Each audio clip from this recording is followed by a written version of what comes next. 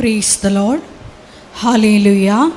യേശുവേ നന്ദി, യേശുവേ സ്തോത്രം, യേശുവേ ആരാധന. ഹല്ലേലൂയ.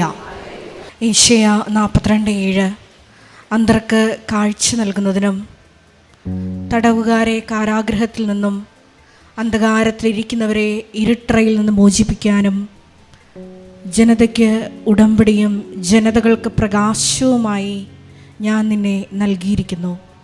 കൃപാസനം മരിയൻ ഉടമ്പടി ധ്യാനത്തിലേക്ക് നമ്മൾ ഭക്തിപൂർവ്വം പ്രവേശിക്കുകയാണ്. ഈശോയ്ക്ക് നമുക്ക് ഹൃദയത്തിൽ നന്ദി പറയാം.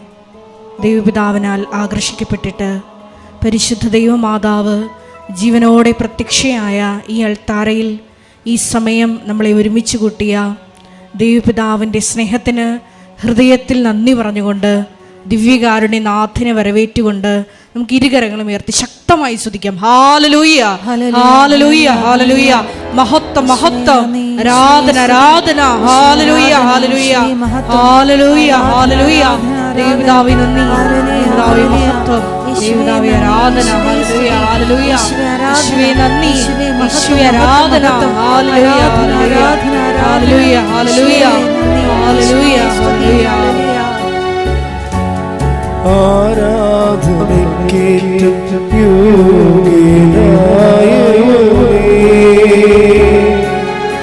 അനശ്വരനായ തമ്പുരാനേ, ആരാധനയും സ്തുതിയും പുകഴ്ചയും ഉണ്ടായിരിക്കട്ടെ. പരിശുദ്ധ പരമ ദിവ്യകാരുണ്യത്തിന് നേരവും ആരാധനയും സ്തുതിയും പുകഴ്ചയും ഉണ്ടായിരിക്കട്ടെ. പരിശുദ്ധ പരമ ദിവ്യകാരുണ്യത്തിന് നേരവും ആരാധനയും സ്തുതിയും പുകഴ്ചയും ഉണ്ടായിരിക്കട്ടെ.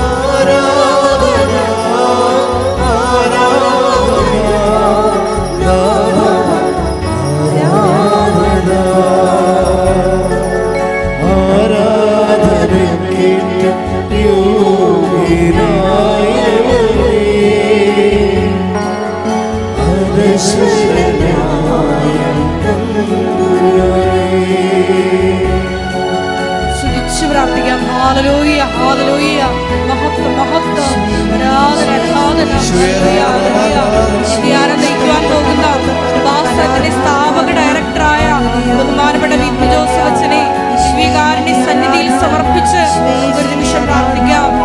ഈ ആരാധനയിലൂടെ നീളം നീ തന്നെ അച്ഛനിലൂടെ ഞങ്ങളോട് സംസാരിക്കണമേ എന്ന് പ്രാർത്ഥിക്കുന്നു. മരിയൻ ഉടമ്പടി നിബന്ധനകള് വിശ്വസ്താപൂർവ്വം പാലിച്ച് എത്രയും വേഗം സാക്ഷ്യം പറയുവാൻ ഞങ്ങൾ ഓരോരുത്തർക്ക് കൃപ നൽകണമേ. ഹല്ലേലൂയ, ഹല്ലേലൂയ. മഹത്വം, മഹത്വം. ദൈവപിതാവേ കാണുന്നു ഞാൻ ഈശോയെ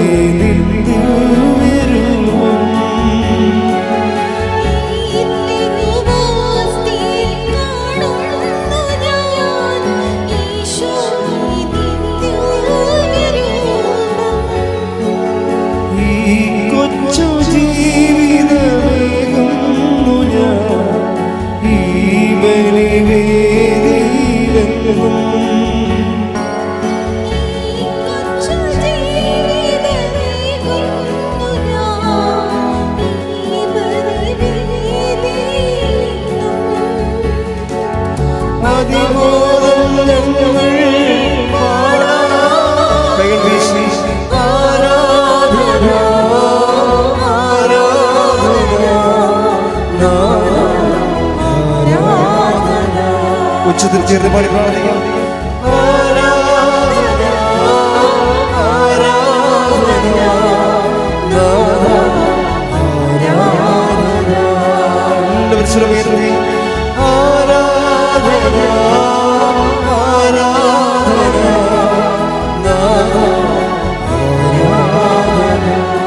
പ്രാർത്ഥിക്കട്ടെ. ഹല്ലേലൂയ ഹല്ലേലൂയ ഹല്ലേലൂയ ഹല്ലേലൂയ ഹല്ലേലൂയ.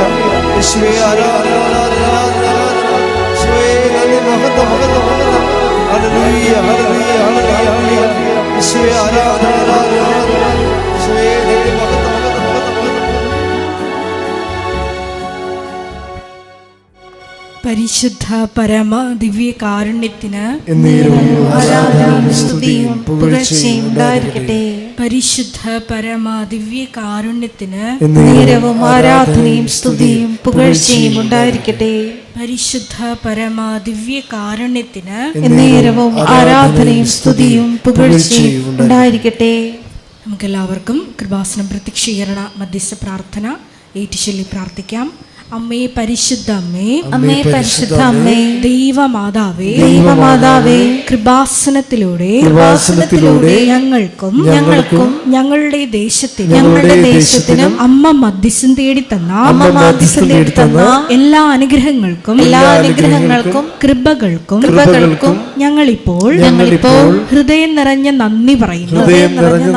സ്തുതിച്ചു പ്രാർത്ഥിക്കാം. Hallelujah hallelujah. നാളിതുവരെ ഞങ്ങൾക്ക് ലഭിച്ച എല്ലാ കൃപകൾക്കും അനുഗ്രഹങ്ങൾക്കും നന്ദി പറയുന്നു. ഹല്ലേലൂയ ഹല്ലേലൂയ. മഹത്വം മഹത്വം.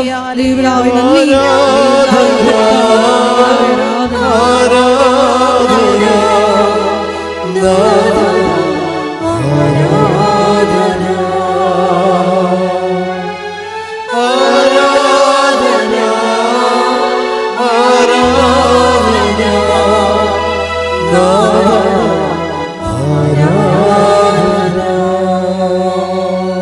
പരിശുദ്ധ പരമ ദിവ്യ കാരുണ്യത്തിന് ആരാധനയും സ്തുതിയും പുകഴ്ചയും ഉണ്ടായിരിക്കട്ടെ.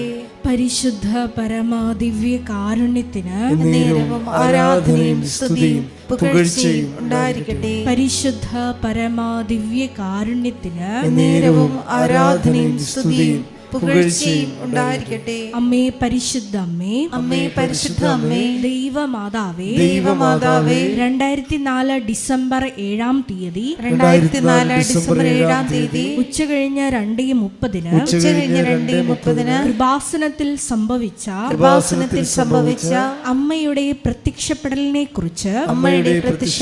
കുറിച്ച് തിരുസഭയ്ക്ക് സമർപ്പിച്ചിരിക്കുന്ന പഠനരേഖകളുടെ മേൽ വസ്തുനിഷ്ഠവും ദൈവശാസ്ത്ര വിധി പ്രകാരമുള്ളതുമായ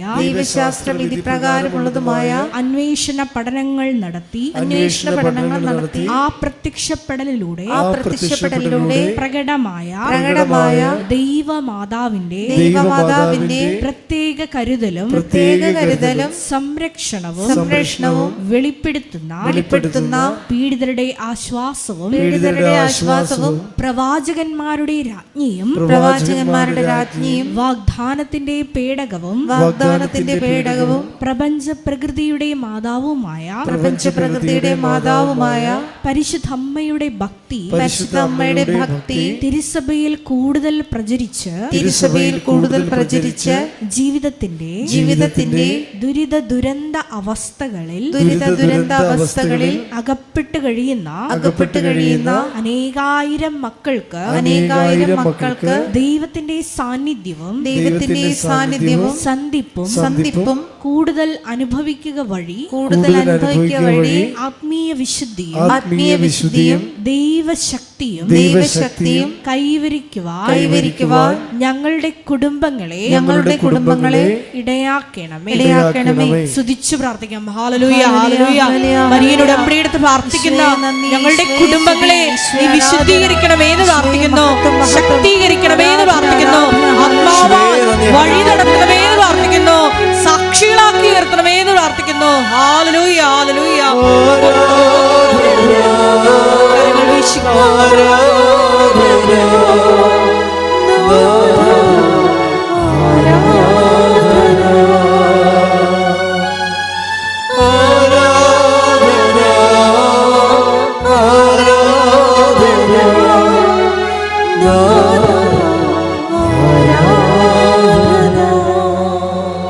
പരിശുദ്ധ പരമ ദിവ്യ കാരുണ്യത്തിന് നേരവും ആരാധനയും സ്തുതിയും പുകഴ്ചയും ഉണ്ടായിരിക്കട്ടെ. പരിശുദ്ധ പരമ ദിവ്യ കാരുണ്യത്തിന് നേരവും ആരാധനയും സ്തുതിയും പുകഴ്ചയും ഉണ്ടായിരിക്കട്ടെ. പരിശുദ്ധ പരമ ദിവ്യ കാരുണ്യത്തിന് നേരവും ആരാധനയും സ്തുതിയും പുകഴ്ചയും ഉണ്ടായിരിക്കട്ടെ. അമ്മേ പരിശുദ്ധ അമ്മേ, അമ്മേ പരിശുദ്ധ അമ്മേ, ഭൂസ്വർലോകങ്ങളുടെ രാജ്ഞിയായ ഭൂസ്വർലോകങ്ങളുടെ രാജ്ഞിയായ അങ്ങേക്ക് ഭൗമ സംരക്ഷണത്തിനായി പ്രപഞ്ച പ്രകൃതിയെ തന്നെ തിരുസഭ പ്രതിഷ്ഠിക്കുവാൻ ഈ പ്രത്യക്ഷീകരണം വഴി ഇടയാക്കണമേ.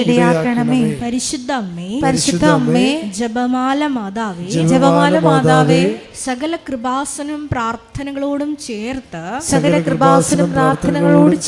ഞങ്ങൾ ഇപ്പോൾ പ്രാർത്ഥിക്കുന്ന ഈ സമൂഹത്തിന്റെ പ്രത്യേക നിയോഗങ്ങളും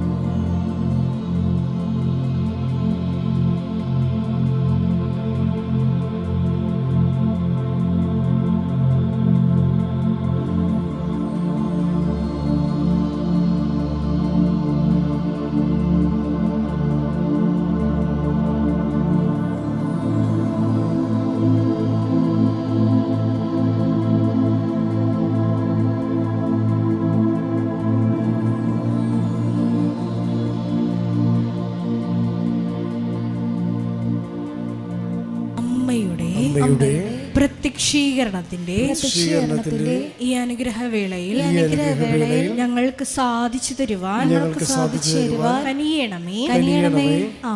ആമേൻ. സ്തുതിച്ചു പ്രാർത്ഥിക്കാം. ഹല്ലേലൂയ, ഹല്ലേലൂയ, ഹല്ലേലൂയ. ആരാധന, ഹല്ലേലൂയ, ഹല്ലേലൂയ. നാളിതുവരെ കൃപാസനത്തിൽ വന്ന് തീർത്ഥാടക ഉടമ്പടിയെടുത്ത് പോയിട്ടുള്ള മുഴുവൻ കുടുംബങ്ങളെയും സ്ഥാപനങ്ങളെയും അവരുടെ വ്യക്തിപരമായ നിയോഗങ്ങളെയും അൾത്താരിൽ സമർപ്പിച്ച് പ്രാർത്ഥിക്കുന്നു. പരിശുദ്ധമേ ദൈവമാതാവേ, ആ മക്കൾക്ക് വേണ്ടി ഈ ആരാധനാ സമയം പ്രത്യേകമായിട്ട് മധ്യസ്ഥം വഹിക്കണമേ എന്ന് പ്രാർത്ഥിക്കുന്നു. എത്രയും വേഗം ഈ അൾത്താറിൽ വന്ന് സാക്ഷ്യം പറയാനുള്ള കൃപ ഓരോ മക്കൾക്കും കൊടുക്കണമേ. ഹല്ലേലൂയ, ഹല്ലേലൂയ. മഹത്വം, മഹത്വം. ആരാധന, ആരാധന. ഹല്ലേലൂയ, ഹല്ലേലൂയ, ഹല്ലേലൂയ. നമുക്ക് എല്ലാവർക്കും എഴുന്നേറ്റ് നിന്നുകൊണ്ട് ഗായക സംഘത്തോട് ചേർന്ന് കരങ്ങളടിച്ച് ദൈവസ്നേഹത്തോടെ ദൈവത്തെ മഹത്വപ്പെടുത്തി പാടി പ്രാർത്ഥിക്കാം.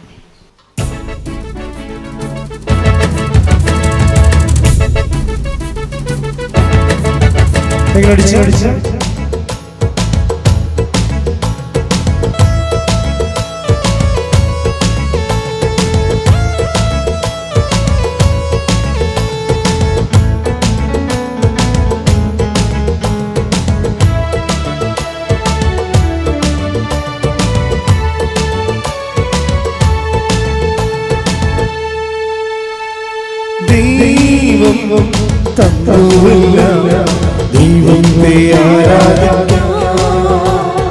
ദൈവം ഉയർന്നേ, ദൈവത്തെ ആരാധിക്കാം.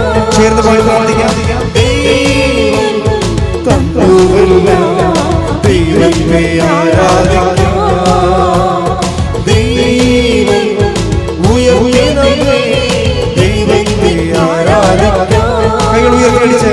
താളമേളത്തോടെ വാദ്യഘോഷത്തോടെ ആടി പാടി നമ്മൾ ദൈവത്തെ ആരാധിക്കാം. താളമേളത്തോടെ വാദ്യഘോഷത്തോടെ ആടി പാടി നമ്മൾ ദൈവത്തെ ആരാധിക്കാം.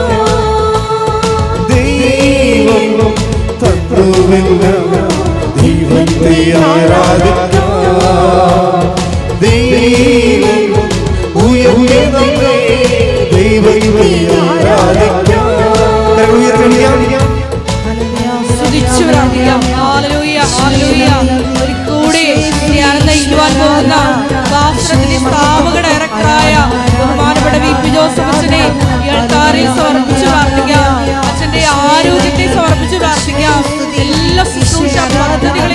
സമർപ്പിച്ച് പ്രാർത്ഥിക്കാം.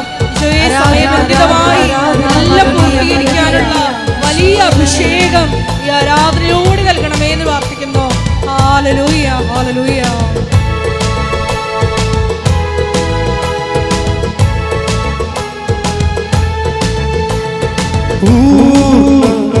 ശക്തിയുടെ ദൈവത്തെ ആരാധിക്കാം, ഘോഷത്തോടെ ദൈവത്തെ ആരാധിക്കാം.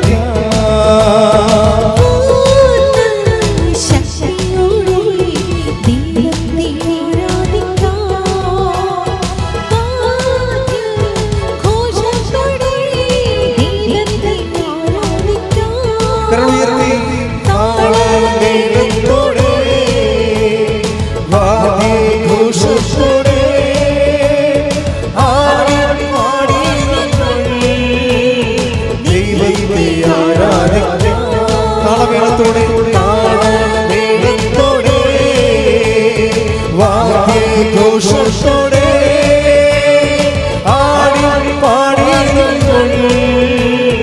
ദൈവത്തെ ആരാധിക്കാം. സ്തുതിക്കാം. ഹല്ലേലൂയ, ഹല്ലേലൂയ,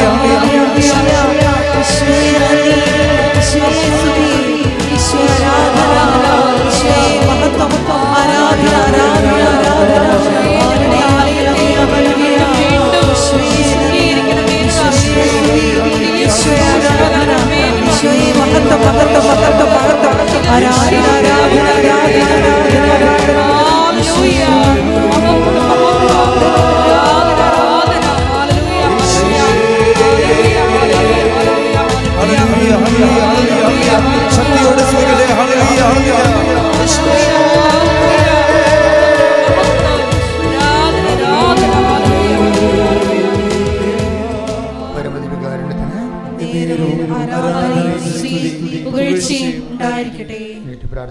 കർത്താവേ, അങ്ങയുടെ തിരുസന്നിധിയിലെ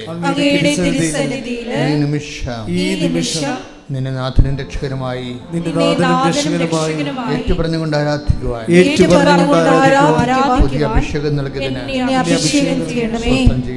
സ്തോത്രം ചെയ്യുന്നു. കർത്താവേ, അങ്ങയുടെ കൃപയാൽ ഈ ആരാധന കൂടുന്ന എല്ലാവർക്കും വലിയ അഭിഷേകമായി എല്ലാ ബന്ധനങ്ങളും അഴിഞ്ഞു മാറുവാൻ വിശ്വാസം തീഷ്ണതരമാകുവാൻ ഞങ്ങളെ അനുഗ്രഹിക്കണമേ. സ്തോത്രം, നന്ദി, ആരാധന. ഹല്ലേലൂയ, ഹല്ലേലൂയ,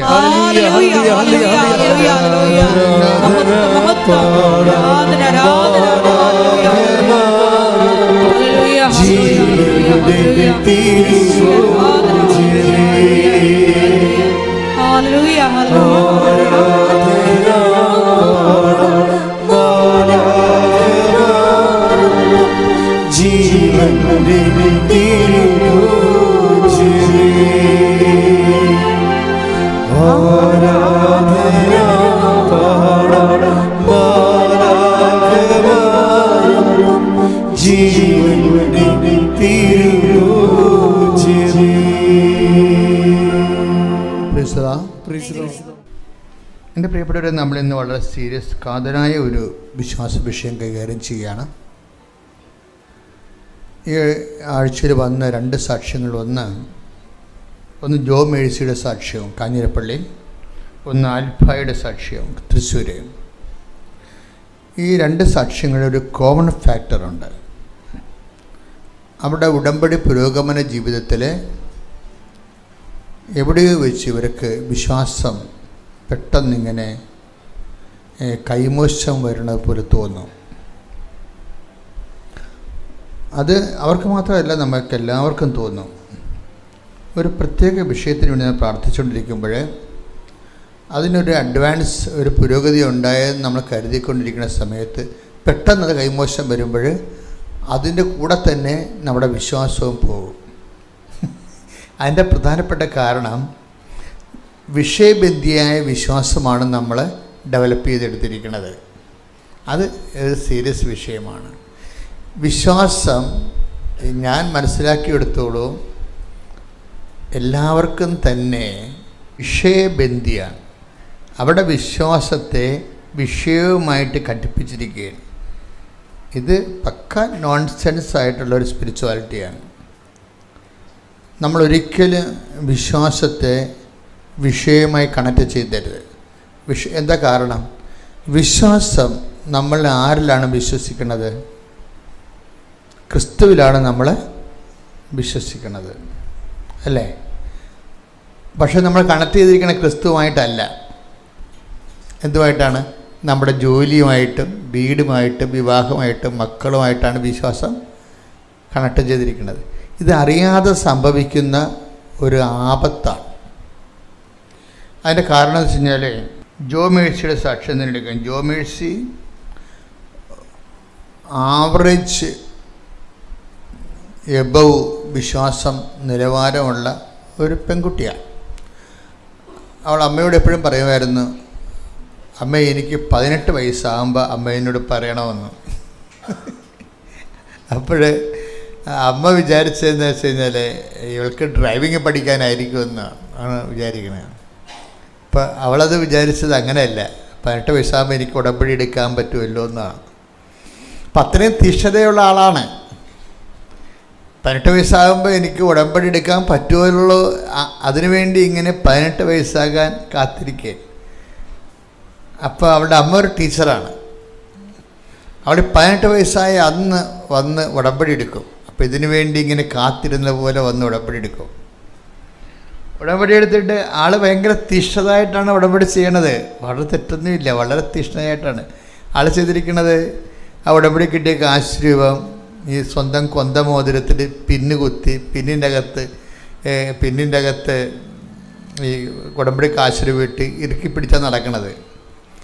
അപ്പം ചുമ്മാ അല്ല, വളരെ സീരിയസ് കമ്മിറ്റ്മെൻറ്റിലുള്ള ആളാണ്. ഇങ്ങനെ ഇത്രയും എക്സ്പ്രഷൻസ്, ഫെയ്ത്ത് എക്സ്പ്രഷൻസ് ഇത്തിരി കൂടുതലുള്ള ആളാണ്. ഇപ്പം ആളിൻ്റെ ഒരു ആഗ്രഹം എന്ന് പറയുന്നത് ഇത്രയേ ഉള്ളൂ, സിമ്പിളായിട്ടൊരു ആഗ്രഹമേ ഉള്ളൂ. ആൾ ബ്രില്യൻ്റാണ്, ആഗ്രഹം ഇത്രയേ ഉള്ളൂ. എനിക്ക് മെഡിക്കൽ കോളേജിൽ ഒരു മെഡിക്കൽ സീറ്റ് നേഴ്സിങ്ങിന് പഠിക്കണം. അതിൽ കുഴപ്പമില്ല, അവരുടെ പ്രൊഫഷൻസി അനുസരിച്ച് അവർക്ക് അതിനുള്ള യോഗ്യത ഉണ്ട്, അവർക്ക് തന്നെ പ്രാർത്ഥിക്കാൻ പറ്റും. ഇനി യോഗ്യത ഇല്ലെങ്കിൽ പോലും ഉടമ്പടിയുടെ ബേസിക് പ്രിൻസിപ്പിൾ എന്താണ്? Not by merit but by grace ആണ്. അപ്പോൾ ഇവിടെ ഉടമ്പടിയെ സംബന്ധിച്ചിടത്തോളം അതിൻ്റെ ബേസിക് പ്രിൻസിപ്പിൾ തന്നെ എന്താണ്? മെറിറ്റ് അല്ല, മാർക്കല്ല എൻ്റെ അകത്ത് നോക്കണത്. Not by merit but by grace ആണ്. അപ്പം അതുകൊണ്ട് ഉടമ്പടിയിൽ എന്തും ആഗ്രഹിക്കാൻ നമുക്ക് ഒരു പ്രശ്നവുമില്ല. കാരണം എന്ന് വെച്ച് കഴിഞ്ഞാൽ ഒരു മനുഷ്യനെ ആഗ്രഹിക്കാവുന്നതിൻ്റെ അപ്പുറത്താണ് ദൈവം നമുക്ക് തന്നത്.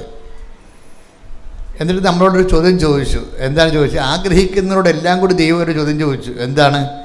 നീ ഈ ആഗ്രഹിക്കുന്ന ആക്രാന്തത്തിനേക്കാൾ വലുതല്ലേ ഞാൻ തന്നത് എന്ന് പറയും. നമുക്ക് യേശുക്രിസ്തുവിന് നൽകിയവൻ. അതാണ് വിഷയം. Take the word of God. ഹല്ലേലൂയ ഹല്ലേലൂയ ഹല്ലേലൂയ ഹല്ലേലൂയ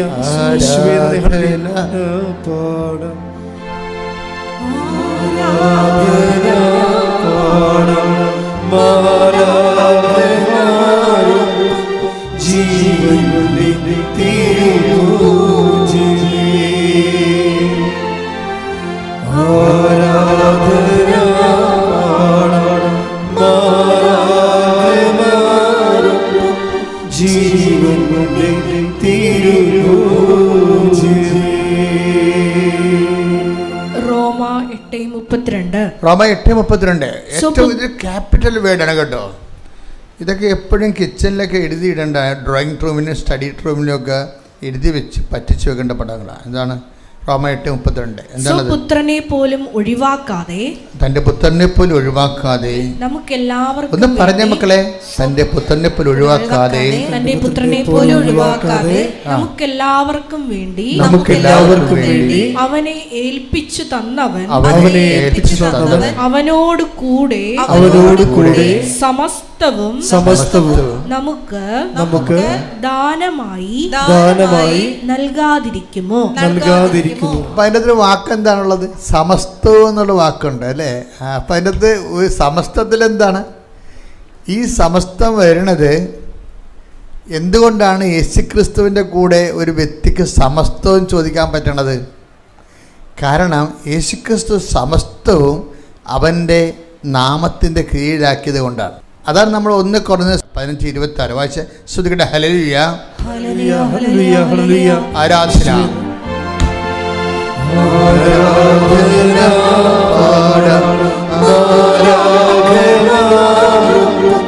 ജീവന്റെ തിരുലോചനേ, ആരാധന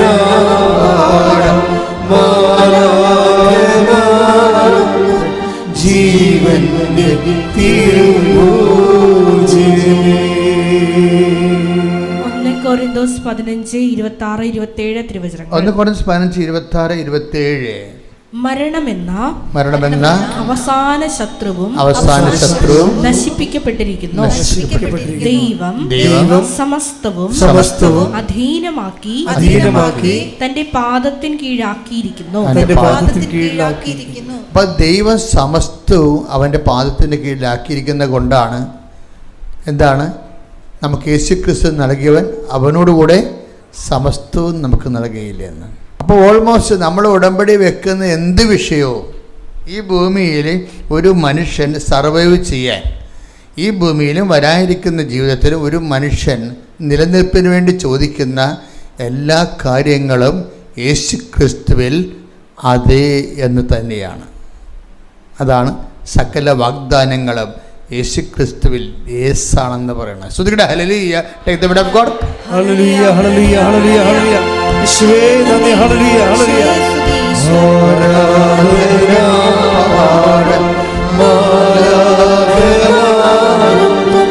ജീവന്റെ തിരുലോചനേ,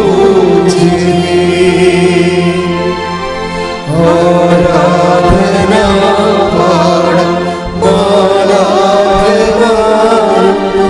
ജീവന്റെ തിരുലോചനേ.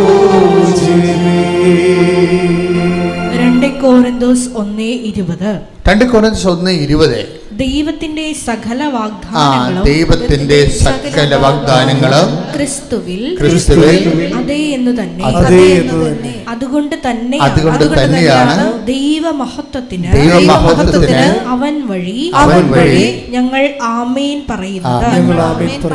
ഈ വചനങ്ങളെല്ലാം ഒരേ പ്രമേയമാണ് കൈകാര്യം ചെയ്യുന്നത്. എന്താണ്? യേശുക്രിസ്തുവിലെ നമ്മൾക്ക് ദൈവത്തോട് ഈ ജീവിതത്തിനും വരാനിരിക്കുന്ന ജീവിതത്തിനും നിലനിൽപ്പിനാവശ്യമായ എല്ലാ കാര്യവും ക്രിസ്തുവിൽ ദൈവം അടക്കിയിട്ടുണ്ട്. ഈ ക്രിസ്തുവിലാണ് നമ്മൾ വിശ്വസിക്കുന്നത്. അതാണ് വിഷയം. പക്ഷെ നമ്മൾ നിർഭാഗ്യവശാൽ എന്താ ചെയ്യണത്? നമ്മൾ വിഷയത്തിലാണ് വിശ്വാസം കണക്ട് ചെയ്തിരിക്കുന്നത്. അതിൻ്റെ വിഷയത്തിന് എന്തെങ്കിലും സംഭവിച്ചാൽ നമ്മുടെ വിശ്വാസത്തിന് എന്തെങ്കിലും സംഭവിക്കും. ഇത് നമ്മൾ റിക്കവർ ചെയ്യേണ്ട ഒരു അപകട മേഖലയാണ്. എന്താണ്? നമ്മൾ ഒരിക്കലും വിഷയത്തെ വിശ്വാസമായിട്ട് കണക്ട് ചെയ്യരുത്. കാര്യം എന്താണ്? വിഷയം ഓരോ മണിക്കൂറിലും ഓരോ വിഷയങ്ങളാണ്. ഇതിൻ്റെ കൂടെയൊക്കെ നമ്മൾ വിശ്വാസം കെട്ടിയിട്ട് കഴിഞ്ഞാൽ ഏത് സമയത്തും വിശ്വാസം ഡാമേജ് ആകാം. മനസ്സിലായില്ലേ? പറഞ്ഞ മനസ്സിലായില്ലേ? അപ്പോൾ എപ്പോഴും നമ്മൾ ശ്രദ്ധിക്കേണ്ടത് എന്താണ്? നമ്മുടെ വിവാഹം, കല്യാണം, മക്കളുണ്ടാവുന്നത്, ജോലി, പ്രൊമോഷൻ, PR, പ്രോസസ്സിങ്, ഇങ്ങനെ ഒരു വിഷയവുമായിട്ട് വിശ്വാസം നമ്മൾ ഘടിപ്പിക്കരുത്. എന്താ കാര്യം വെച്ച് കഴിഞ്ഞാൽ അത് വിശ്വാസം നമ്മൾ ക്രിസ്തുവുമായിട്ട് മാത്രമേ ഘടിപ്പിക്കാവൂ. കാര്യം ക്രിസ്തുവുമായി ഘടിപ്പിക്കുമ്പോൾ ഉണ്ടാകുന്ന പ്രശ്നം, ഈ ക്രിസ്തു എന്ന് പറയുന്ന യാഥാർത്ഥ്യം എന്നും നിലനിൽക്കുന്നതായതുകൊണ്ട് തന്നെ വിശ്വാസവും എന്നും നിലനിൽക്കണമെന്നാണ് ദൈവം ആഗ്രഹിക്കുന്നത്. ക്രിസ്തു എന്നും നിലനിൽക്കുന്നു. Take the word of God. ശ്രുതികട്ടെ. ഹല്ലേലൂയ, ഹല്ലേലൂയ, ഹല്ലേലൂയ, ഹല്ലേലൂയ, ഹല്ലേലൂയ. യേശുവേ നന്ദി. ഹല്ലേലൂയ, ഹല്ലേലൂയ.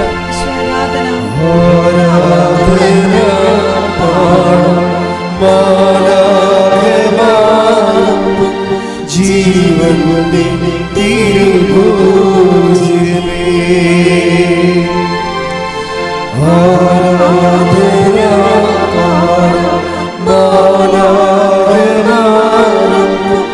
ജീവന്റെ തിരുലോചനേ. യോഹന്നാൻ 12:34. യോഹന്നാൻ 12:34. അപ്പോൾ ജനക്കൂട്ടം അവനോട് ചോദിച്ചു, ക്രിസ്തു എന്നേക്കും നിലനിൽക്കുന്നു എന്നാണല്ലോ നിയമത്തിൽ ഞങ്ങൾ കേട്ടിട്ടുള്ളത്. അപ്പൊ അതാണ് യാഥാർത്ഥ്യം. കർത്താവിന്റെ വചനത്തിലുള്ള വെളിപാട് എന്താണ്? ക്രിസ്തു എന്നും നിലനിൽക്കുന്നു. അപ്പോൾ വിശ്വാസം എന്താണ്? വിശ്വാസം ക്രിസ്തുവുമായി കടുപ്പിച്ചിരിക്കുന്ന കാരണം, ക്രിസ്തുവിൽ അധിഷ്ഠിതമായത് കാരണം നമ്മുടെ വിശ്വാസവും എന്നും നിലനിൽക്കണമെന്നാണ് ദൈവം ആഗ്രഹിക്കുന്നത്. അത് വിഷയവുമായി കടുപ്പിച്ചു കഴിഞ്ഞാൽ വിഷയം ഫ്ലോപ്പായ വിശ്വാസം ഫ്ലോപ്പാകും. അതുകൊണ്ട് ഈശോ ചോദിച്ചൊരു ചോദ്യം എന്താണ്? എങ്കിലും മനുഷ്യപുത്രൻ വരുമ്പോൾ ഭൂമിയിൽ വിശ്വാസം അവശേഷിക്കുമോ? Take the word of God. ശ്രുതിയുടെ ഹല്ലേലൂയ ഹല്ലേലൂയ ഹല്ലേലൂയ ഹല്ലേലൂയ ഹല്ലേലൂയ. യേശുവേ നന്ദി. ഹല്ലേലൂയ ഹല്ലേലൂയ ഹല്ലേലൂയ ഹല്ലേലൂയ ഹല്ലേലൂയ. വിശ്വാസം നൽകണമേ, വിശ്വാസം നൽകണമേ, വിശ്വാസം നൽകണമേ,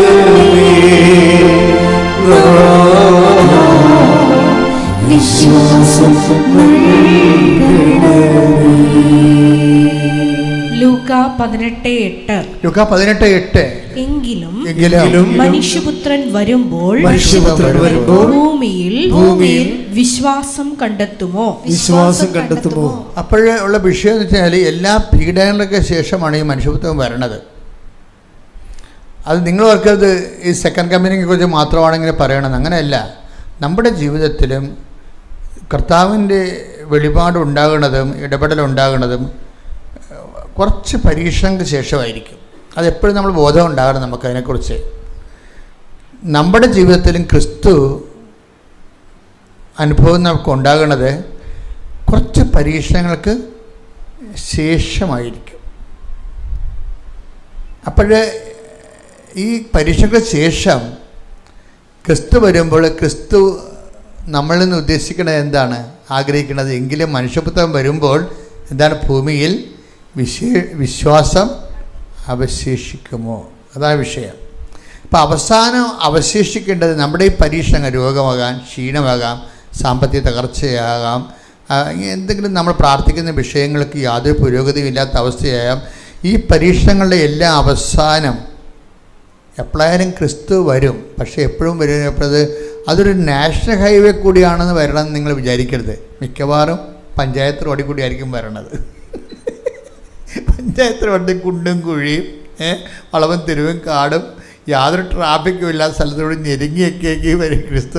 ഒരിക്കലും നാഷണൽ ഹൈവേ കൂടി വരുമെന്ന് തോന്നില്ല. കാര്യം പീഡനങ്ങൾക്ക് ശേഷം എന്നാണ് പറയണത്. പീഡനങ്ങൾക്ക് ശേഷം എന്നാണ് പറയണത്.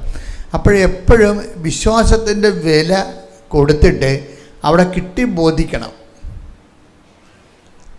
നമ്മൾ ഈ പ്രമാണമൊക്കെ ചെല്ലുമ്പോൾ പ്രമാണത്തിന് മുമ്പ് തഹസിൽദാർ രജിസ്റ്റർ ചെയ്യണ മുമ്പ് കൊടുത്താളിനോട് ചോദിക്കും. പറമ്പ് വാങ്ങിയ ആളിനോട് പറമ്പ് കൊടുത്താളിനോട് ചോദിക്കും, കിട്ടി ബോധിച്ചോ എന്ന് ചോദിക്കും. എന്താണ്? കാശ് നിങ്ങൾക്ക് കിട്ടിയോ? അപ്പോൾ എന്ന് പറഞ്ഞാൽ മാത്രമേ അയാൾ രജിസ്റ്റർ ചെയ്യത്തുള്ളത്. ഇതുപോലെ തന്നെയാണ് വിശ്വാസ ജീവിതത്തിലുള്ള വിഷയം. കിട്ടി ബോധിച്ചോ എന്ന് ചോദിക്കും. എന്താണ്? ഈ വിശ്വാസത്തിന് ക്രിസ്തുവിന് അനുകൂലമായ അത്രയും വില കിട്ടി ബോധിച്ചോ എന്നാണ് ചോദിക്കണത്. അത് പരമപിതാവിൻ്റെ ഒരു ചോദ്യമാണ്. പരമപിതാവാണല്ലേ രജിസ്റ്റർ കച്ചേരി ഇരിക്കണത്. അപ്പോൾ കിട്ടി ബോധിച്ചോ എന്ന് ചോദിക്കും. ഇപ്പോൾ ക്രിസ്തുവിനല്ല എനിക്ക് തരാൻ പോണത്. അതിന് ക്രിസ്തുവിനെ നിങ്ങൾക്ക് നേടാൻ വേണ്ടിയുള്ള സഹനങ്ങളെ കിട്ടി ബോധിച്ചോ എന്ന് ചോദിക്കും. അപ്പോൾ ഈ സംഭവം ഇതിന് പേയ്മെൻറ്റ് നടത്തിയതിന് ശേഷമാണ് ക്രിസ്തുവിന് നമുക്ക് കിട്ടണത്. പലപ്പോഴും ആദ്യകാലങ്ങളൊന്നും കുഴപ്പമില്ല, ജീവിച്ചു പോകാനുള്ള ആദ്യകാലങ്ങളിൽ വലിയ പ്രശ്നങ്ങളൊന്നുമില്ല. പക്ഷേ മുന്നോട്ട് ചെല്ലുന്തോറും നിത്യത വിഷയമാക്കുമ്പോൾ അന്ന് മുതൽ ഇത് പേയ്മെൻ്റായിട്ട് വരും. നിത്യത ഇതിനകത്ത് ഒരു വിഷയമായി വന്നാൽ അനുദിന ജീവിതത്തിലെ കഞ്ഞിയും കപ്പയും ജോലിയും ഒക്കെ വലിയ പ്രശ്നമില്ലാതെ പോകും. കാര്യം അതൊക്കെ എല്ലാം നമുക്ക് വിശ്വാസം ഉള്ളവർക്കും കിട്ടും, ഇല്ലാത്തവർക്കും കിട്ടും, ഒരു പ്രശ്നവുമില്ല. വിശ്വാസം ഇല്ലാത്തവർക്കും റാങ്ക് കിട്ടണില്ലേ, അവർ ജോലി കിട്ടണില്ലേ. അപ്പം ലോകത്തിലുള്ള ഇടപാട് പരിപാടിയൊക്കെ എല്ലാം എവരിപടി എല്ലാവർക്കും അത് കിട്ടും. അത് ഞാൻ എപ്പോഴും പറയുന്നതാണ്.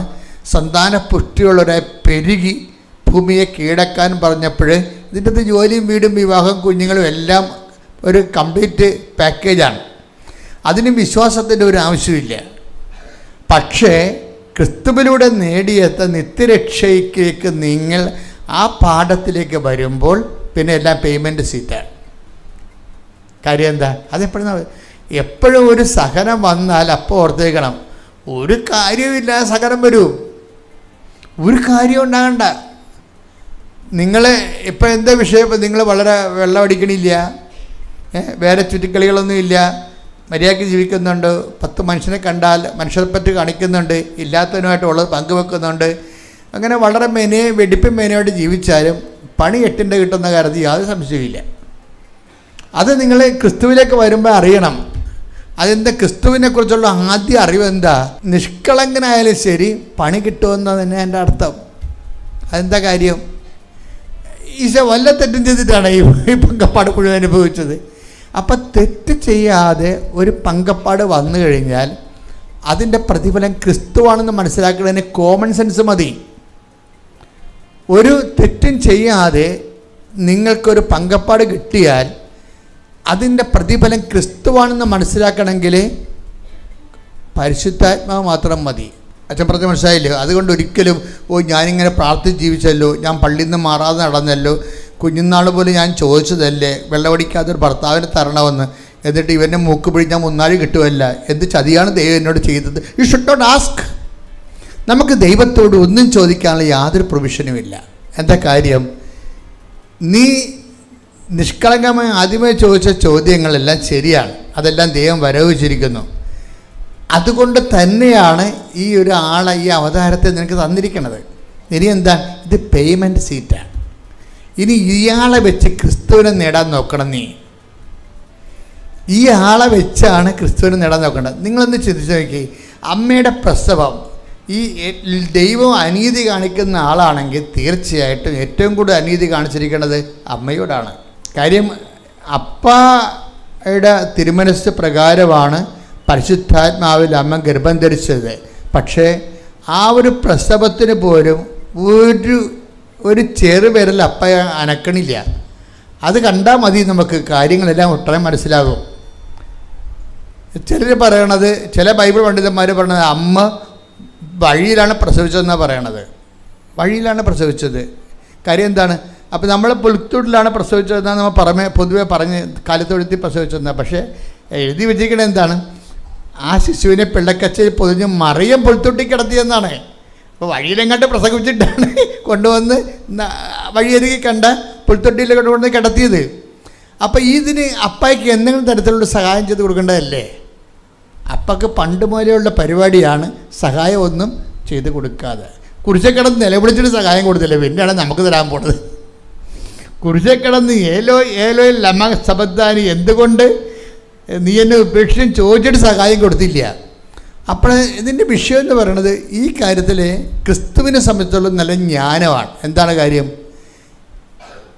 ഐ കമൺ മൈ സ്പിരിറ്റ് എന്ന് പറയാൻ, ഞാൻ എൻ്റെ ആത്മാവിനെ സമർപ്പിക്കണമെന്ന് പറയാൻ, ക്രിസ്തുവിനെ സംബന്ധിച്ചിടത്തോളം നിത്യതയെക്കുറിച്ച് ആ നല്ല കള്ളൻ ആ വർത്തമാനങ്ങളൊക്കെ പറയുമ്പോൾ നല്ല കള്ളനോട് സംസാരിക്കാൻ പറ്റത്തില്ല. കാര്യം നീതി വെച്ച ബോഡിയാണ്, നാക്കാണെ കുഴയാണ്, വെള്ളമെല്ലാം ഒലിച്ചുപോയി, രക്തത്തിന് വരെ ഇപ്പം മഞ്ഞ വെള്ളമാണ് ബോഡിയിൽ നിന്ന് വരുന്നത്. തവളയെപ്പോലെ ഇങ്ങനെ കുരിശെ കിടക്കുകയാണ്, മുഴുവൻ മുള്ളും കുത്തിക്കയറ്റി കിടക്കുകയാണ്. ഇതിൻ്റെ ഇടയ്ക്ക് നല്ല കൊള്ളനോട് പറയുകയാണ്, ഇന്ന് നീ എൻ്റെ കൂടെ പർദീസയിലായിരിക്കും. ആ രാജ്യത്തെക്കുറിച്ച് ക്രിസ്തുവിന് നല്ല ബോധമുണ്ട്. ആ കിടപ്പ് കിടക്കുമ്പോഴും താൻ പ്രവേശിക്കുന്ന നിത്യത, പിതാവ് നൽകുന്ന നിത്യതയെക്കുറിച്ച് ക്രിസ്തുവിന് ബോധമുണ്ട്. അതാണ് വിഷയം. ആ രാജ്യം ആണ്, നിത്യതയാണ് സമ്മാനമായി കൊടുക്കുന്നത് കൊണ്ടാണ് ഇടക്കാൻ ആശ്വാസങ്ങളൊന്നും കൊടുക്കാത്തത്. ഇടക്കാൻ ആശ്വാസങ്ങൾ തരാതിരിക്കുമ്പോൾ ബോധമുള്ള ക്രിസ്ത്യാനി നീ മനസ്സിലാക്കണം. എന്താ കാര്യം?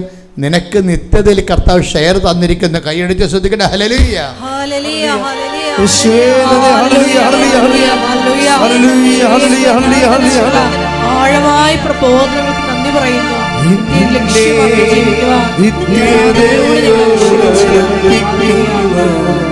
എല്ലാ അനുഭവങ്ങൾക്കും നന്ദി. എന്നെ നല്ല ശിഷ്യനാക്കിയിടുന്ന എല്ലാ കുരിശുകൾക്കും എന്നെ നിത്യതയോടടുപ്പിക്കുന്ന എല്ലാ അനുഭവങ്ങൾക്കും പരിശുദ്ധ പരമദിവ്യകാരുണ്യത്തിന് ആരാധനയും സ്തുതിയും പുകഴ്ചയും ഉണ്ടായിരിക്കട്ടെ. പരിശുദ്ധ പരമദിവ്യകാരുണ്യത്തിന് ആരാധനയും സ്തുതിയും പുകഴ്ചയും ഉണ്ടായിരിക്കട്ടെ. അപ്പൊ നിങ്ങൾ എന്നോട് ചോദിക്കും, പിന്നെ എന്നാത്തിനാച്ചാ ഉടമ്പടി എടുക്കണതെന്ന്. അതിനൊരു ഉത്തരം എന്താ സംഭവം? അതിന് ഉത്തരം നമ്മുടെ സാക്ഷ്യങ്ങൾ തന്നെയാണ്. ജോമേഴ്സിക്ക് ഇടയ്ക്കൊരു പമ്പലം ഉണ്ടാകാനുള്ള അവൾ ഇത്രയും തീഷ്ണമായിട്ട്, ഞാൻ അവളെ വിമർശിക്കത്തില്ല. കാര്യം അവൾക്ക് 18 വയസ്സേ ഉള്ളൂ. 18 വയസ്സുള്ള ആളിന് ഇത്രയും വിശ്വാസം ഇൻവെസ്റ്റ് ചെയ്തിരിക്കണം. ആളെന്ത് ചെയ്തിരിക്കണത്? ആളെ ചോദിക്കുന്ന മര്യാദയുള്ള കാര്യമാണ്. എന്താണ്? അവൾക്ക് മെഡിക്കൽ കോളേജിൽ ഒരു നഴ്സിംഗ് സീറ്റ് കിട്ടണം, അത്രേ ഉള്ളൂ. അത് അവളുടെ പ്രായത്തിൽ അവൾ ആഗ്രഹിക്കേണ്ട കാര്യങ്ങളാണ്. അതിൻ്റെ അകത്ത് കുഴപ്പങ്ങളൊന്നുമില്ല. അതിന് അവൾ ഇൻവെസ്റ്റ് ചെയ്യുന്നുണ്ട്. എന്താണ്? ബാംഗ്ലൂർ ഇൻ്റർവ്യൂവിന് പോയപ്പോൾ കന്നഡ പത്രം എടുത്തിട്ട് പോയിട്ടുണ്ട്. അവിടെ വിശ്വാസത്തെ അവൾ സാധൂകരിക്കുന്നുണ്ട്. ബാംഗ്ലൂരിൽ അവർ ഇൻ്റർവ്യൂവിന് പോയപ്പോൾ അവൾക്ക് മനസ്സിലായി അവിടെ മലയാളം കൊടുത്തിട്ട് കാര്യമില്ല. ഇവിടെ വന്ന് കന്നഡ പത്രം തന്നെ മേടിച്ചുകൊണ്ട് പോയി അവിടെ എല്ലായിടത്തും പറഞ്ഞ് വിതരണം ചെയ്തിട്ടുണ്ട് ആൾ. കാര്യം എന്താ വെച്ചാൽ ആളിന് വിശ്വാസം വന്നത് എന്താണ്? ആളിന് വിശ്വാസം വരാൻ കാര്യം അമ്മ 2022 ഉടമ്പടി എടുത്താണ്. ഈ ജോമേശ്വരി അമ്മ 2022 ഉടമ്പടി എടുത്ത ആളാണ്. അവർക്ക് 15 വർഷമായിട്ട് മൈഗ്രെയിനാണ്. എന്നിട്ട് ഈ കൊച്ച്, അവൾക്ക് 18 വയസ്സാണുള്ളത്. അപ്പോൾ അവളുടെ 3 വയസ്സിൽ മൈഗ്രെയിൻ തുടങ്ങിയതാണ്. അവൾക്കൊരു പ്രായമായി ഒരു 10 വയസ്സൊക്കെ ആയപ്പോൾ അമ്മ ഇങ്ങനെ മൈഗ്രെയിൻ വന്നിങ്ങനെ തലകുത്തി കിടക്കണം കാണാം വീട്ടിൽ. തല ഇങ്ങനെ പൊട്ടണ കാരണം അവൾ പറയണത്, ഞാൻ തന്നെയാണ് 6 തുകർത്ത് തലക്ക് അമ്മയ്ക്ക് വരിഞ്ഞ് വെക്കുമെന്ന്. 6 തുകർത്തെടുത്തിട്ട് അമ്മ ഇങ്ങനെ തലകുത്തി കിടക്കുന്ന കാരണം, ആ വേദന കൊണ്ട് പൊട്ടാൻ പോണ കാരണം ഈ തുകർത്തെടുത്ത് തലയ്ക്ക് ഇങ്ങനെ വരിഞ്ഞ് കെട്ടി വെക്കും. 6 തുകർത്ത്. അതാണ്. അത് ഉടമ്പടി എടുത്ത ഒറ്റ ദിവസം കൊണ്ട് ഈശോ അത് പൂർണ്ണമായി സുഖപ്പെടുത്തി. അത് കണ്ടപ്പോഴാണ് ജോ മേഴ്സി ഇതിനകത്ത് ഇൻവെസ്റ്റ് ചെയ്യണത്. അമ്മയുടെ മൈഗ്രെയിൻ 15 വർഷമല്ലേ. അപ്പോൾ ഉടമ്പടിയിൽ ഈശോ പ്രവർത്തിക്കുന്നുണ്ട്. അമ്മ നമുക്ക് വേണ്ടി മധ്യസ്ഥം വഹിക്കുന്നുണ്ട്.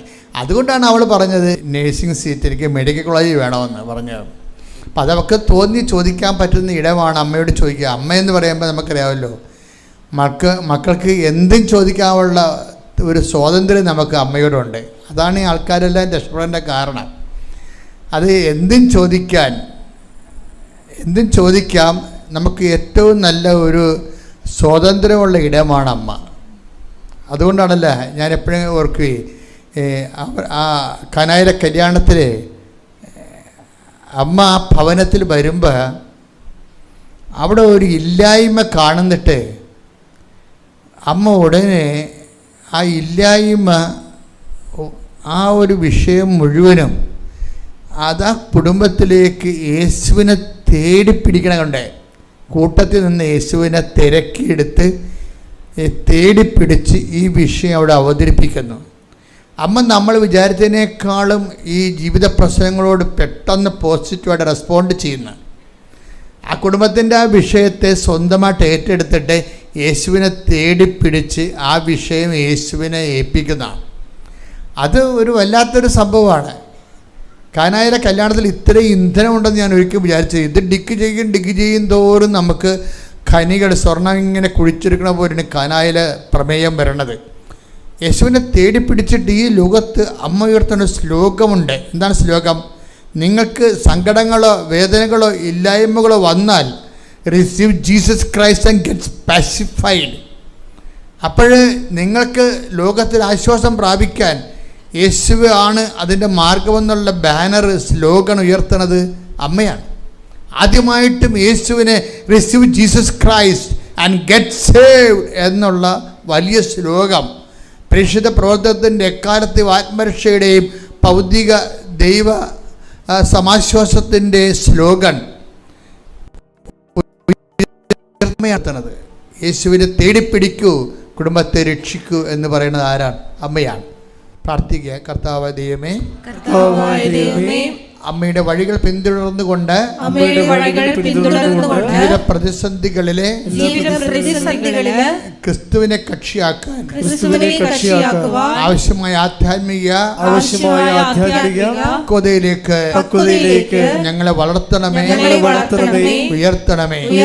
ശ്രുതികട ഹല്ലേലൂയ, ഹല്ലേലൂയ, ഹല്ലേലൂയ, യേശുവേ നന്ദി, ഹല്ലേലൂയ, ഹല്ലേലൂയ.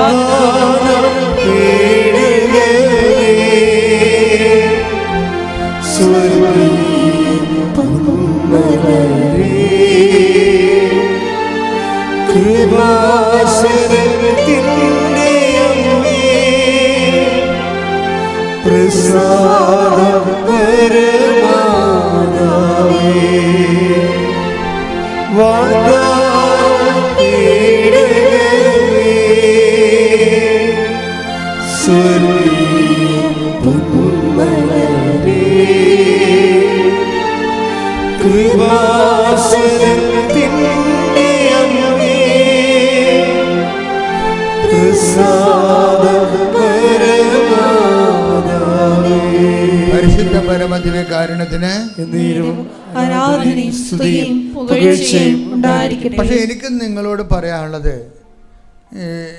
ജീവിതം ഒരു പരുക്കമാറുന്ന അവസ്ഥയിൽ പോയാലും നിങ്ങൾ ഒരിക്കലും ദൈവത്തെ സംശയിക്കരുത്. സംശയിച്ച് പോയാൽ ഇടിച്ച വണ്ടി പോലെയാണത്. വാങ്ങിക്കാമെന്ന സാധാരണ ആൾക്കാർക്കത് മനസ്സിലാകത്തില്ല, പക്ഷെ മെക്കാനിസം മനസ്സിലാകും. ഇതെവിടെയോ തട്ടിയിട്ടുണ്ടല്ലോ. ഇപ്പം നമ്മൾ വണ്ടി കച്ചവടത്തിന് നമ്മൾ ആൾക്കാർക്ക് വണ്ടി കൊടുക്കാൻ നേരത്തെ അവർ വണ്ടി എടുക്കാൻ വേണ്ടി തീരുമാനിച്ചു കഴിഞ്ഞാൽ പിന്നെ അവർ വരണത് ആരുമായിട്ടായിരിക്കും? മെക്കാനിസ്റ്റുമായിട്ടാണ് വരണത്.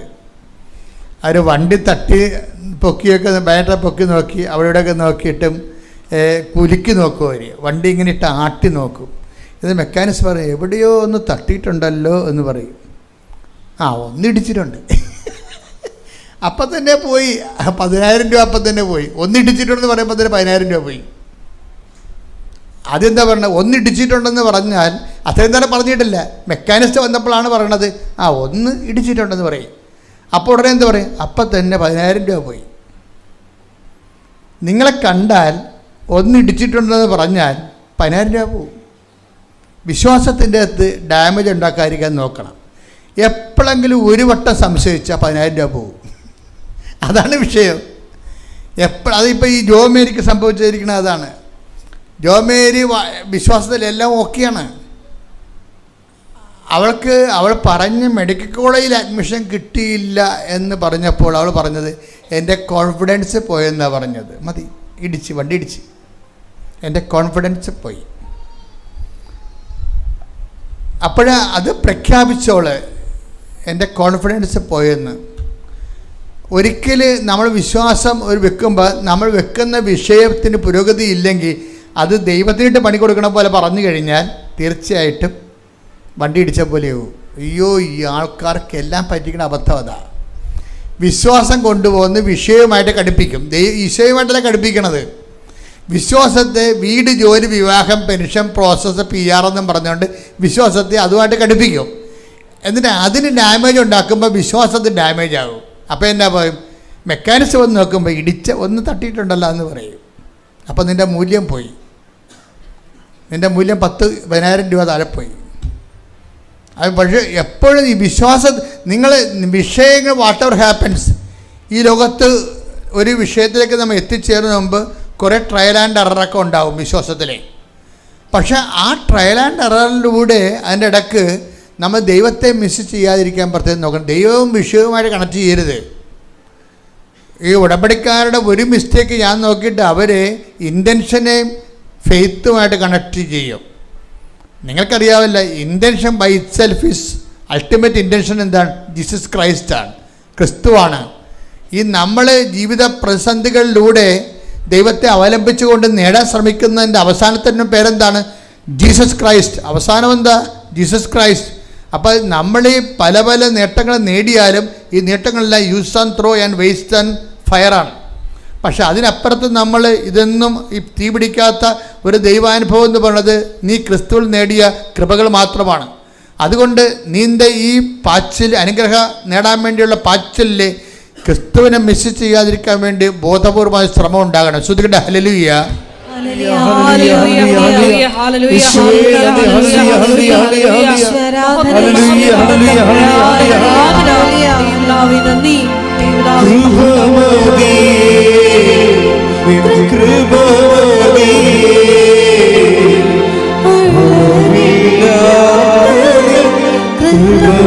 കൃപമതി, സന്തോഷത്തിൽ പാടുക. കൃപമതി,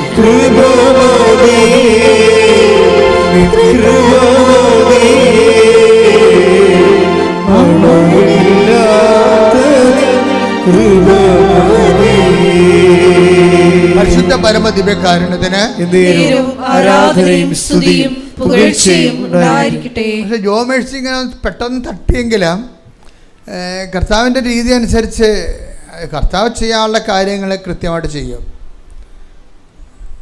പിന്നീട് റിസൾട്ട് വന്നപ്പോൾ എന്താണ് അവൾക്ക് 94% മാർക്കാണ് ഉള്ളത്. എന്ത് ചെയ്ത് ഈ സെൻറ്റ് ജോൺസിൽ തന്നെ ഈശോ അവർക്ക് അഡ്മിഷൻ വാങ്ങിച്ചു കൊടുക്കും. കാര്യം എന്താണ്? അവളോട് സംസാരിക്കാൻ ആ പ്രായത്തിൽ അങ്ങനെ സംസാരിച്ചാലും മനസ്സിലാകത്തുള്ളൂ. അതാണ് വിഷയം. അവളുടെ പ്രായത്തിന് അങ്ങനെ സംസാരിച്ചാൽ അവൾക്ക് മനസ്സിലാകത്തുള്ളൂ. അതുകൊണ്ട് ആ പിടിവാശിയിൽ കർത്താവ് നിന്ന് കൊടുത്തു. ആ പറഞ്ഞ കോളേജിൽ തന്നെ അഡ്മിഷൻ കൊടുത്തു ശരിക്കും. പക്ഷേ ഒരു പ്രോബ്ലം എന്ന് വെച്ച് കഴിഞ്ഞാൽ ഈ തട്ട് വന്നിരിക്കുന്ന സാധനം ഈ വണ്ടി ഉള്ളിടത്തോളം കാലം തന്നെ നിലനിൽക്കും. അത് റിപ്പയർ ചെയ്യാൻ പറ്റത്തില്ല. ഇത് നിരന്തരമായൊരു, അതായത് ഇനി ഇതിൻ്റെ ഒരു മാർഗം വിശ്വാസത്തിൽ എവിടെയെങ്കിലും ഒരു തട്ടുകേട് കിട്ടിക്കഴിഞ്ഞ് നമ്മൾ ദൈവത്തിന് ഒരു കോൺഫിഡൻസ് അല്ലെന്ന് പറഞ്ഞാൽ പിന്നീട് നമ്മൾ ചെയ്യണത് ഒന്നും കൈപ്പറ്റാതെ വിശ്വാസം മാത്രം ഇൻവെസ്റ്റ് ചെയ്തിട്ടുള്ള പുതിയ പ്രോജക്റ്റ് എടുക്കണം. അതേ ഇതിൻ്റെ മാർഗമുള്ളൂ. ഞാനൊരു ആധ്യാത്മിക ശുശ്രൂഷകൻ എന്ന രീതിയിൽ നിങ്ങൾക്ക് നൽകുന്നൊരു ഉപദേശമാണ്. ഇൻ കേസ് എവിടെയെങ്കിലും ഇതുപോലെ നിങ്ങൾ വല്ല പൊട്ടത്തറയും വിളിച്ച് പറഞ്ഞ് വിശ്വാസം വണ്ടി ഡാമേജ് ആക്കിയിട്ടുണ്ടെങ്കിൽ പിന്നെ ഉള്ളൊരു മാർഗമെന്ന് പറയണത് നമ്മൾ ദൈവത്തോട് ഒന്നും കൈപ്പറ്റാതെ വിശ്വാസം ഇൻവെസ്റ്റ് ചെയ്യണം. കാര്യം ഈശോ പറയണത് എന്താ പറഞ്ഞത്? എങ്കിലും മനുഷ്യപുത്രം വരുമ്പോൾ നിങ്ങൾക്ക് ബാങ്ക് ബാലൻസ് ഉണ്ടാകുമോ എന്നല്ല ചോദിച്ചിരിക്കണത്. മനസ്സിലായ? എങ്കിലും മനുഷ്യപുത്രം വരുമ്പോൾ നിങ്ങൾക്ക് ആരോഗ്യം ഉണ്ടാകുമോ എന്നല്ല ചോദിച്ചിരിക്കണത്. എങ്കിലും മനുഷ്യപുത്രം വരുമ്പോൾ നിങ്ങളുടെ വീട് വലിയ ബംഗ്ലാവ് പോലെ ഇരിക്കുമോ എന്നല്ല ചോദിച്ചിരിക്കണത്. എങ്കിലും മനുഷ്യപുത്രം വരുമ്പോൾ എന്താണ്? നിങ്ങൾ സൗഖ്യമായി കണ്ടെത്തുമോ എന്നല്ല ചോദിച്ചിരിക്കണത്. എങ്കിലും മനുഷ്യപുത്രം വരുമ്പോൾ ഈ സൗഖ്യത്തിനും വീടിനും ജോലിക്കും ജീവിതത്തിനും അപ്പുറത്ത് ദൈവം കാണുന്ന തിരുശേഷിപ്പുണ്ട്. അതാണ് വിശ്വാസം. കൈയടിച്ച് സ്തുതിക്കട്ടെ. ഹല്ലേലൂയ.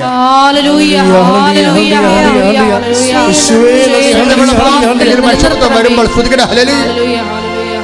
കൃപമതി കൃപമതി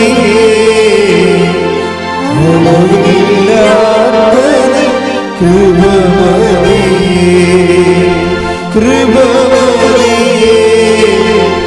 കൃപമതി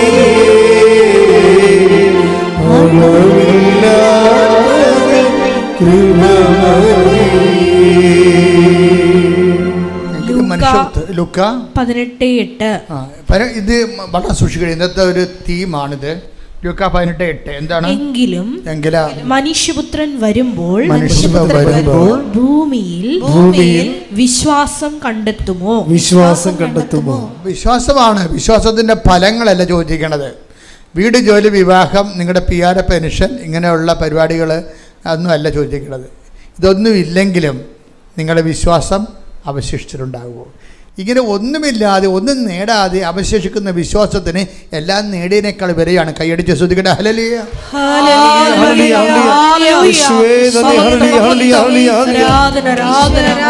കൈയടിച്ചുകൊണ്ട് പാടാം, സന്തോഷത്തോടെ പാടാം.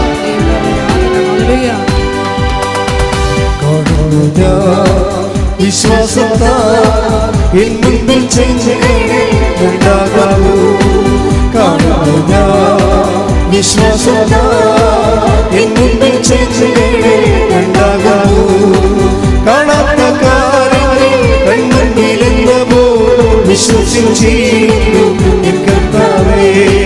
കാണാത്ത കാര്യങ്ങൾ കൺമുന്നിലെന്നവോ വിശ്വസിച്ചിടും കർത്താവേ. കാണാത്ത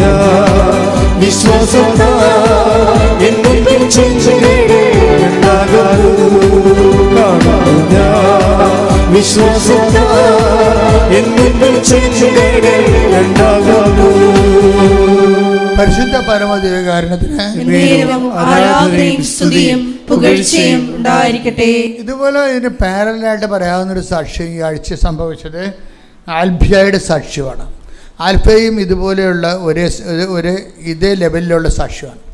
ആൽഫിയയും ഹസ്ബൻഡും ഷാർജയിൽ താമസിക്കുകയാണ്. ആൽഫിയ ആദ്യമേ കൃപാസനത്തിൽ വലിയ വിശ്വാസമൊന്നും ഇല്ലാത്ത ആളാണ്. കാര്യം അവർ വിശ്വാസം കൃപാസനം സാധാരണ ഒരു ധ്യാനകേന്ദ്രം പോലെ അല്ലല്ലോ. ഇവിടെ മനുഷ്യന്മാർ എല്ലാത്തരം മനുഷ്യരും, എല്ലാ ജാതിക്കാരും, എല്ലാ മതക്കാരും, എല്ലാ വിഷയങ്ങൾക്ക് വേണ്ടി അടിസ്ഥാനപ്പെടുത്തുന്ന ഒരു സങ്കേതമാണ്. അപ്പം അതുപോലെ ദൈവം എല്ലാ ദിവസവും അനുഭവ സാക്ഷ്യങ്ങൾ അതുപോലെ ഉണ്ട്.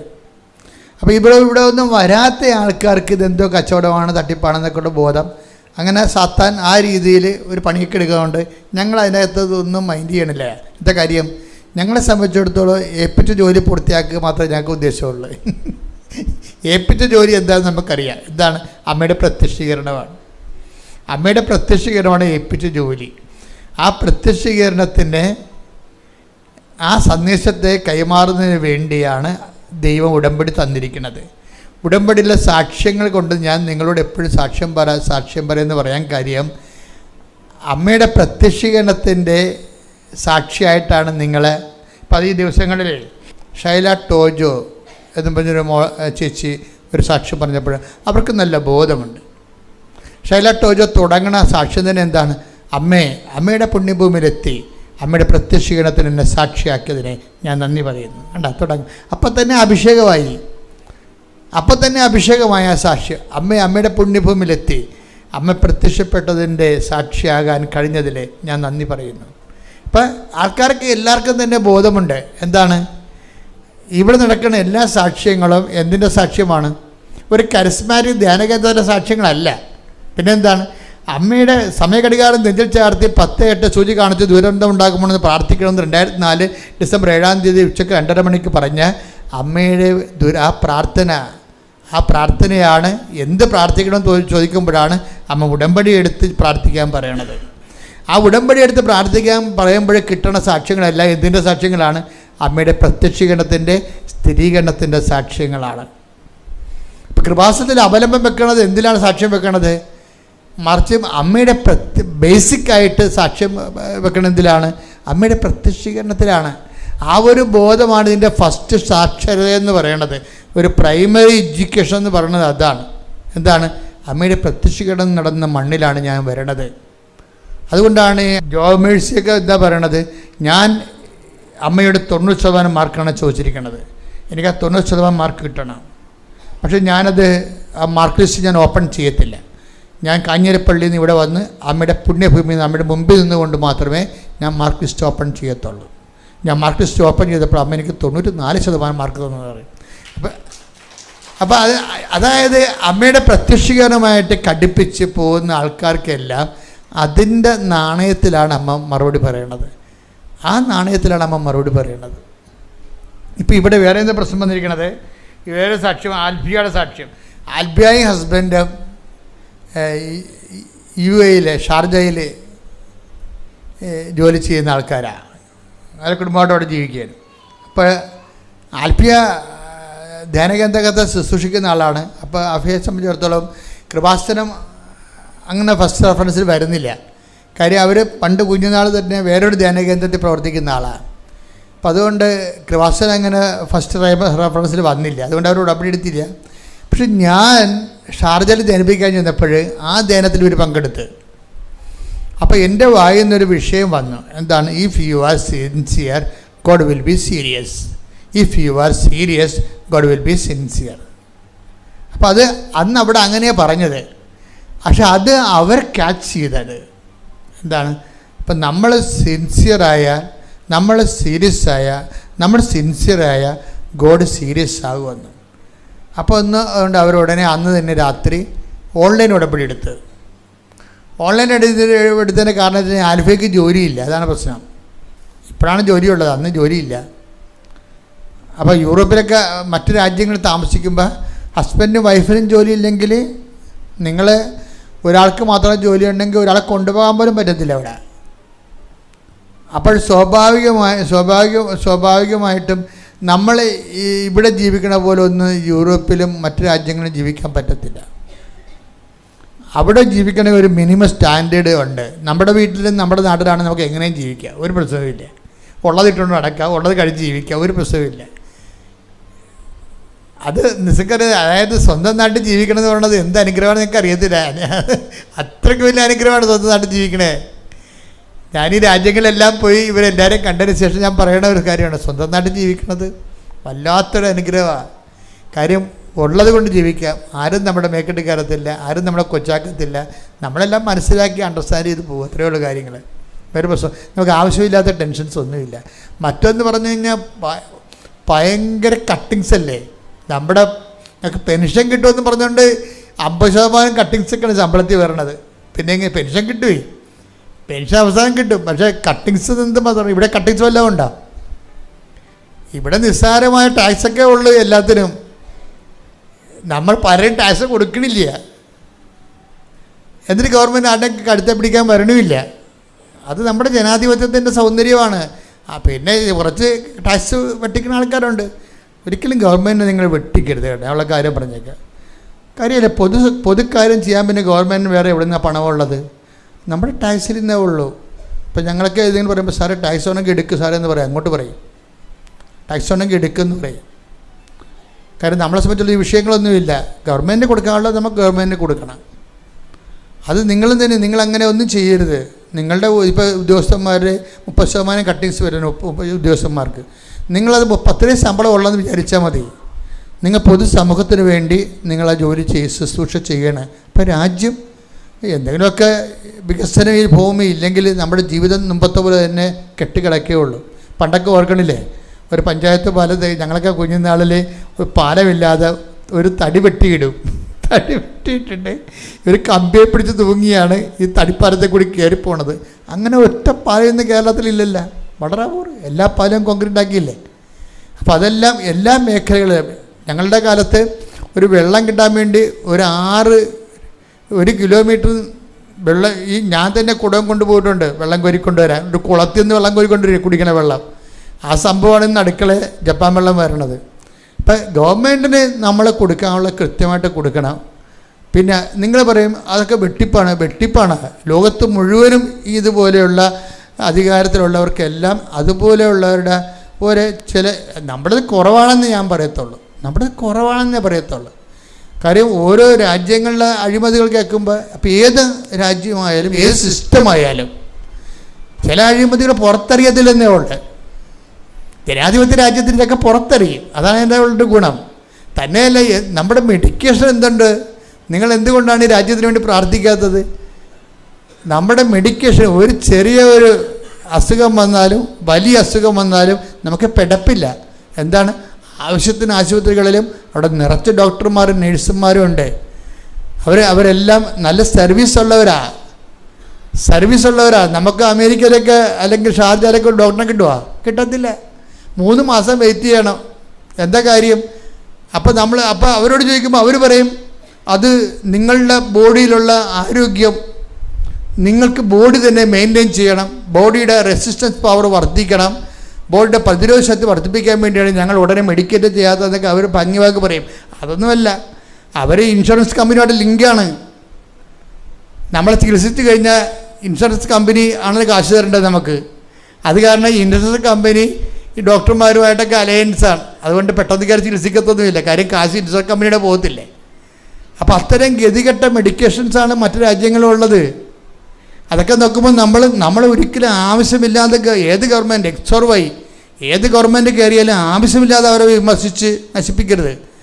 കാര്യം എന്ന് വെച്ച് കഴിഞ്ഞാൽ അവർക്ക് വേണ്ടി പ്രാർത്ഥിച്ചും അതുപോലെ തന്നെ നമ്മൾക്ക് പറ്റുന്ന പോലെ സഹായിച്ചും നമ്മളുടെ രാജ്യത്തെ അഭിവൃദ്ധിപ്പെടുത്താൻ വേണ്ടി ശ്രമിക്കണം. രാജ്യത്തിനും സംസ്ഥാനത്തിനും വേണ്ടി ഇട്ടുമുഴക്കം പോലെ ശ്രദ്ധിക്കട്ടെ. ഹല്ലേലൂയ.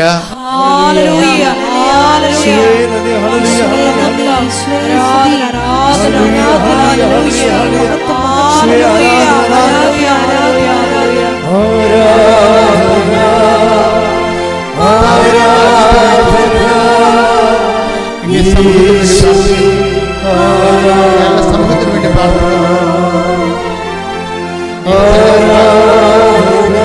എല്ലാ ജനങ്ങളെയും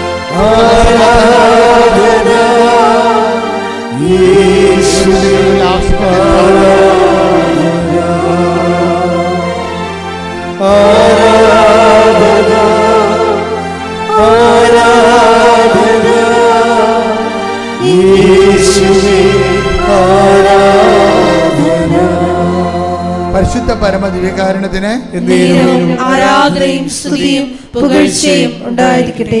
ആൽഫിയയുടെ പ്രശ്നം എന്ന് വെച്ച് കഴിഞ്ഞാൽ if you are sincere God will be serious എന്നാണ് ഇവർക്ക് കിട്ടിയ ഒരു അഭിഷേക വചനം. ആ പ്രസംഗത്തിലൂടെ കിട്ടിയതാണ്. അവരുടനെ സിൻസിയറായിട്ട് ഉടമ്പടി എടുക്കാൻ തീരുമാനിച്ചു. ഇവർ സിൻസിയറായിട്ട് ഓൺലൈൻ ഉടമ്പടി എടുത്ത ഉടനെ എന്നിട്ട് അതുപോലെ ഒന്ന് അച്ചിട്ടതുപോലെ. അപ്പോൾ ഇവർ വിചാരിച്ചിരിക്കുന്ന 90 ദിവസം കഴിയുമ്പോൾ അവർക്ക് ജോലി കിട്ടുമെന്നാണ്. 90 ദിവസം ആകുമ്പോൾ. അപ്പോൾ 90 ദിവസം ഇവർ കണ്ണിൽ എണ്ണ ഒഴിച്ച് ഉടമ്പടിയുടെ ഓരോ അനുധാരികളെയും കൃത്യമായിട്ട് കീപ്പ് ചെയ്യും. ഇത് കാണുമ്പോൾ ഭർത്താവിന് പേടിയാവും. എന്താണ്, ഇവർ പ്രത്യേക ആളാണ്. ഇവരിങ്ങനെ ആത്മാർത്ഥത വിശ്വസിക്കും. വിശ്വാസത്തിൽ എന്തെങ്കിലും കുഴപ്പം സംഭവിച്ചാൽ പിന്നെ ചട്ടി വാഴച്ചവിട്ടിലാവും. അത് ഭർത്താവിനറിയാം. അവിടെ ഒരു സ്ഥിതി അതാണ്. വിശ്വസിക്കണത് അങ്ങോട്ട് കയറി വിശ്വസിക്കും. വിശ്വാസത്തിൻ്റെ അത് എന്തെങ്കിലും തട്ട് കിട്ടിക്കഴിഞ്ഞാൽ പിന്നെ ആ വഴിക്ക് പോകത്തില്ല. അങ്ങനെ ഉണ്ട്. ഒന്നെങ്കിൽ ആശാന നെഞ്ചത്ത് അല്ലെങ്കിൽ കളരിക്ക് പുറത്താണ് പരിപാടി. അതുകൊണ്ട് ഭർത്താവിന് പേടിയായി. ആ ഭർത്താവിന് അധികം പ്രാർത്ഥിക്കാതിരുന്ന ഭർത്താവ് കൂടി ഇവിടെ വിശ്വാസം പോകാതിരിക്കാൻ വേണ്ടി ഇവർക്ക് വേണ്ടി പ്രാർത്ഥിക്കാൻ തുടങ്ങി. കാരണം ഭർത്താവിനറിയാം ഈ 90 ഒന്നും സംഭവിക്കത്തില്ലെന്ന്. അതാണ് എൻ്റെ വിഷയം. അപ്പോൾ ഇവളുടെ വിശ്വാസം പോകാതിരിക്കാൻ വേണ്ടി ഭർത്താവ് കൂടി തനിക്ക് അത്ര താല്പര്യമില്ലെങ്കിൽ പോലും ഇവളുടെ കൂടെ പ്രാർത്ഥിക്കാൻ കൂടിയിരിക്കുകയാണ്. എന്താ കാര്യം? ഇവളുടെ വിശ്വാസം പോകാതിരിക്കാൻ. അത് നിസ്സാര കാര്യമല്ല. എൻ്റെ അമ്മ ഈ ലോകത്തിലുള്ള മുഴുവൻ സ്കൂളിലേക്ക് ഇവള് ഈ ഇൻ്റർവ്യൂവിന് അപേക്ഷ വിടും. എന്നിട്ട് പലരും ഇവരെ വിളിക്കത്തില്ല. ചിലയിടത്ത് ഇൻ്റർവ്യൂ ഫെയിലാകും. അവസാനം 90 ദിവസം കഴിഞ്ഞ് ജോലിയില്ല. അതോടുകൂടി അപ്പോൾ ഇവൾക്കൊരു സംഭവം എന്താ വെച്ച് കഴിഞ്ഞാൽ ഈ ഭർത്താവിന് പണ്ട് മുന്നേ കയ്യാലപ്പുറത്ത് തേങ്ങ പോലെയുള്ള വിശ്വാസമാണ്. അല്ലെങ്കിൽ അങ്ങോട്ട് അല്ലെങ്കിൽ ഇങ്ങോട്ടേ ഉള്ളൂ. കയ്യാലപ്പുറത്ത് തേങ്ങായിരിക്കും, അങ്ങോട്ട് വീഴ ഇങ്ങോട്ട് വീഴ. അപ്പോൾ അതുകൊണ്ട് ഇവൾക്ക് ജോലി കിട്ടിയില്ലല്ലോ. അപ്പോൾ ഇവളുടെ രഹസ്യമായിട്ട് ഭർത്താവിൻ്റെ വിശ്വാസം പോകാതിരിക്കാൻ വേണ്ടി ഇവൾ പ്രാർത്ഥിക്കാൻ തുടങ്ങി. ഇവരുടെ രണ്ടുപേരുടെയും രീതി ഭയങ്കര രസമാണ്. ഭർത്താവിൻ്റെ വിശ്വാസം പോകാതിരിക്കാൻ വേണ്ടി. അപ്പോൾ ഇതിങ്ങൾക്കുള്ള ഗുണമെന്താ?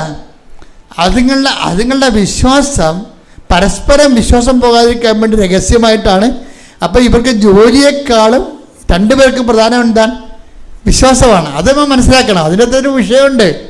കാര്യം ഇവർക്ക് ഈ ആൽഫിയയ്ക്ക് 90-ാം പക്കം ജോലി കിട്ടില്ലെന്ന് വെച്ചപ്പോൾ ഇവക്കുണ്ടായിരുന്ന അവൾക്ക് ജോലി കിട്ടിയില്ലെന്നല്ല പ്രശ്നം.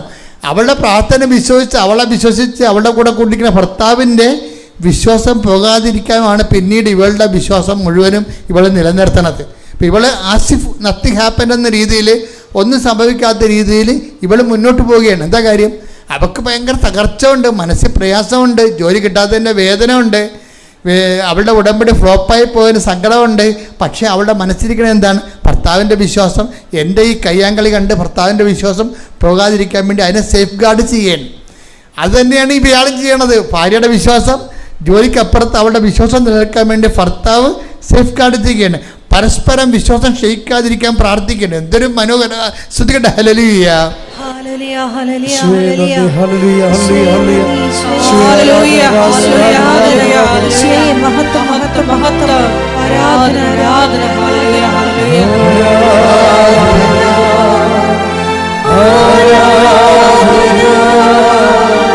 യേശുവേ ആരാധന,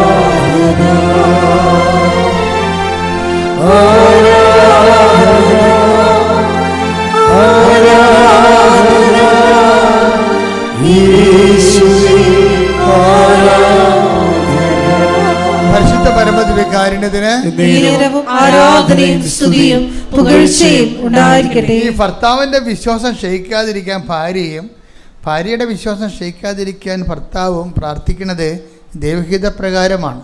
കാര്യം ക്രിസ്തു ശിഷ്യന്മാർക്ക് വേണ്ടി പ്രാർത്ഥിച്ചത് ആ ഒറ്റ കാര്യത്തിന് വേണ്ടി മാത്രമാണ്. എന്താണ്? ശെമയോൻ take the word of God. ശെമയോൻ സാത്താൻ നിന്നെ ഗോതമ്പ് മണി പോലെ പാറ്റാൻ ഉദ്യമിക്കുന്നു. I was praying for you. നിൻ്റെ വിശ്വാസം ക്ഷയിക്കാതിരിക്കാൻ ഞാൻ നിനക്ക് വേണ്ടി പ്രാർത്ഥിക്കുകയായിരുന്നു.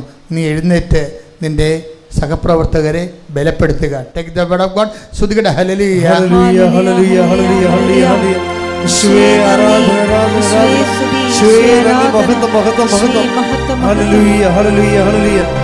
ലൂക്ക 22:31-32. ലൂക്ക 22:31-32. ശിമയോൻ പറഞ്ഞ ശിമയോൻ, ഇതാ സാത്താൻ നിങ്ങളെ ഗോതമ്പ് പോലെ പാറ്റാൻ ഉദ്യമിച്ചു. എന്നാൽ നിന്റെ വിശ്വാസം ക്ഷയിക്കാതിരിക്കാൻ ഞാൻ നിനക്ക് വേണ്ടി പ്രാർത്ഥിച്ചു. നീ തിരിച്ചു വന്ന് നിന്റെ സഹോദരരെ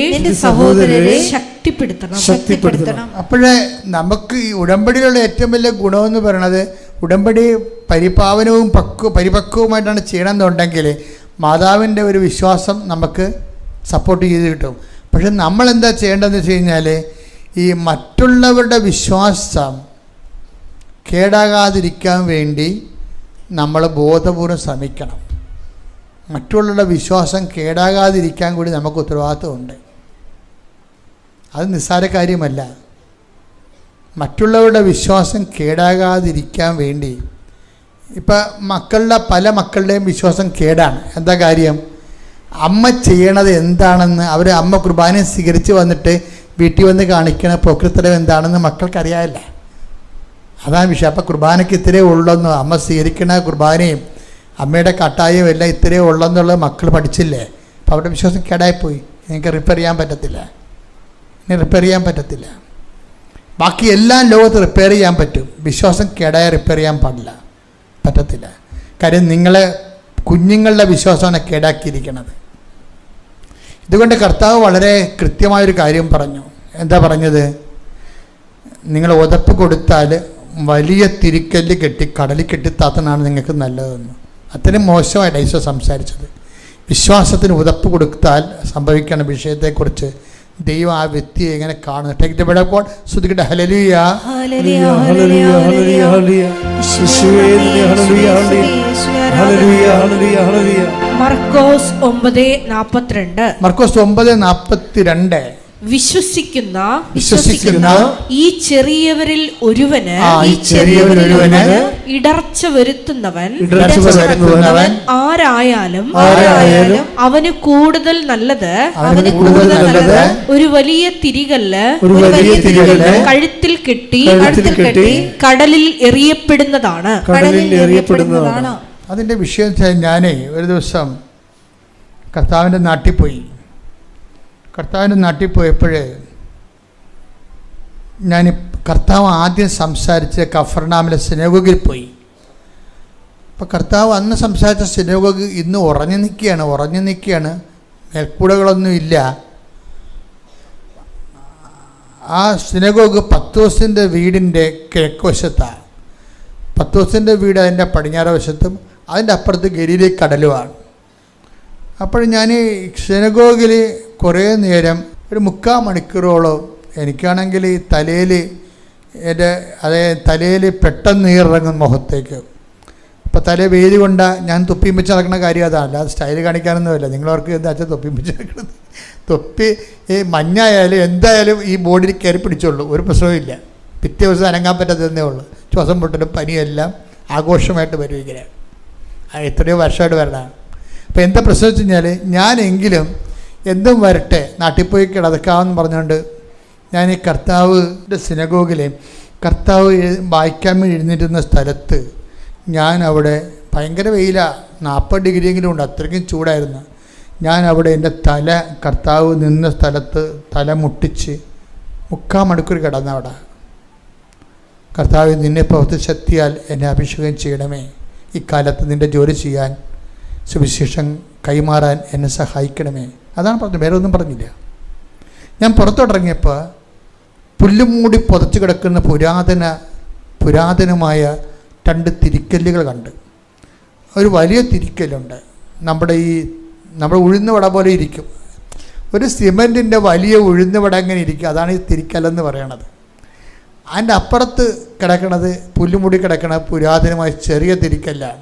അപ്പം ഞാൻ ഓർത്ത്, ദൈവമേ, ഈ മർക്കോസിൻ്റെ 9:42 ഇപ്പം നമ്മൾ വായിച്ചില്ലേ, ഒരു കുഞ്ഞുങ്ങൾക്ക് ഉതപ്പ് കൊടുത്ത് ചെറിയവർ ഉറപ്പത് കൊടുത്താൽ വലിയ തിരിക്കല്ലെന്ന് പറയുമ്പോൾ അതിന് എങ്ങനെയായാലും ഒരു 10,000 കിലോനുണ്ട്. ഈ 10,000 കിലോ പെടലിൽ കെട്ടിയിട്ട് കടലിൽ കെട്ടിത്താത്താൻ മതി. ഈ സാധനം ഒരിക്കലും പൊങ്ങി വരരുതെന്ന് അതാണ് ഉദ്ദേശിക്കുന്നത്. നമ്മൾ നമ്മുടെ കൂടെ ഉള്ളവരുടെ വിശ്വാസത്തിന് ഇപ്പം നിങ്ങൾക്ക് പാടില്ല. പക്ഷെ നിങ്ങൾ പള്ളി പോകാതെ വീട്ടിൽ കിടന്നാലുള്ള ഞായറാഴ്ച കുർബാനയ്ക്ക് വീട്ടിൽ കിടന്നാലുള്ള ഗുണം എന്താ, കുഴപ്പം എന്താ? അല്ല നിങ്ങളുടെ ആൻറ്റി വന്ന് അങ്കിള് വന്ന് ആങ്ങളെ വന്നെന്ന് പറഞ്ഞ് അന്നത്തെ കുർബാന മുടക്കി വീട്ടിൽ കിടന്നാൽ നിങ്ങളുടെ കുഞ്ഞുങ്ങളിത് കാണുന്നില്ലേ? അതാണ് വിഷയം. അപ്പോൾ അവിടെ വിശ്വാസം പോയില്ലേ?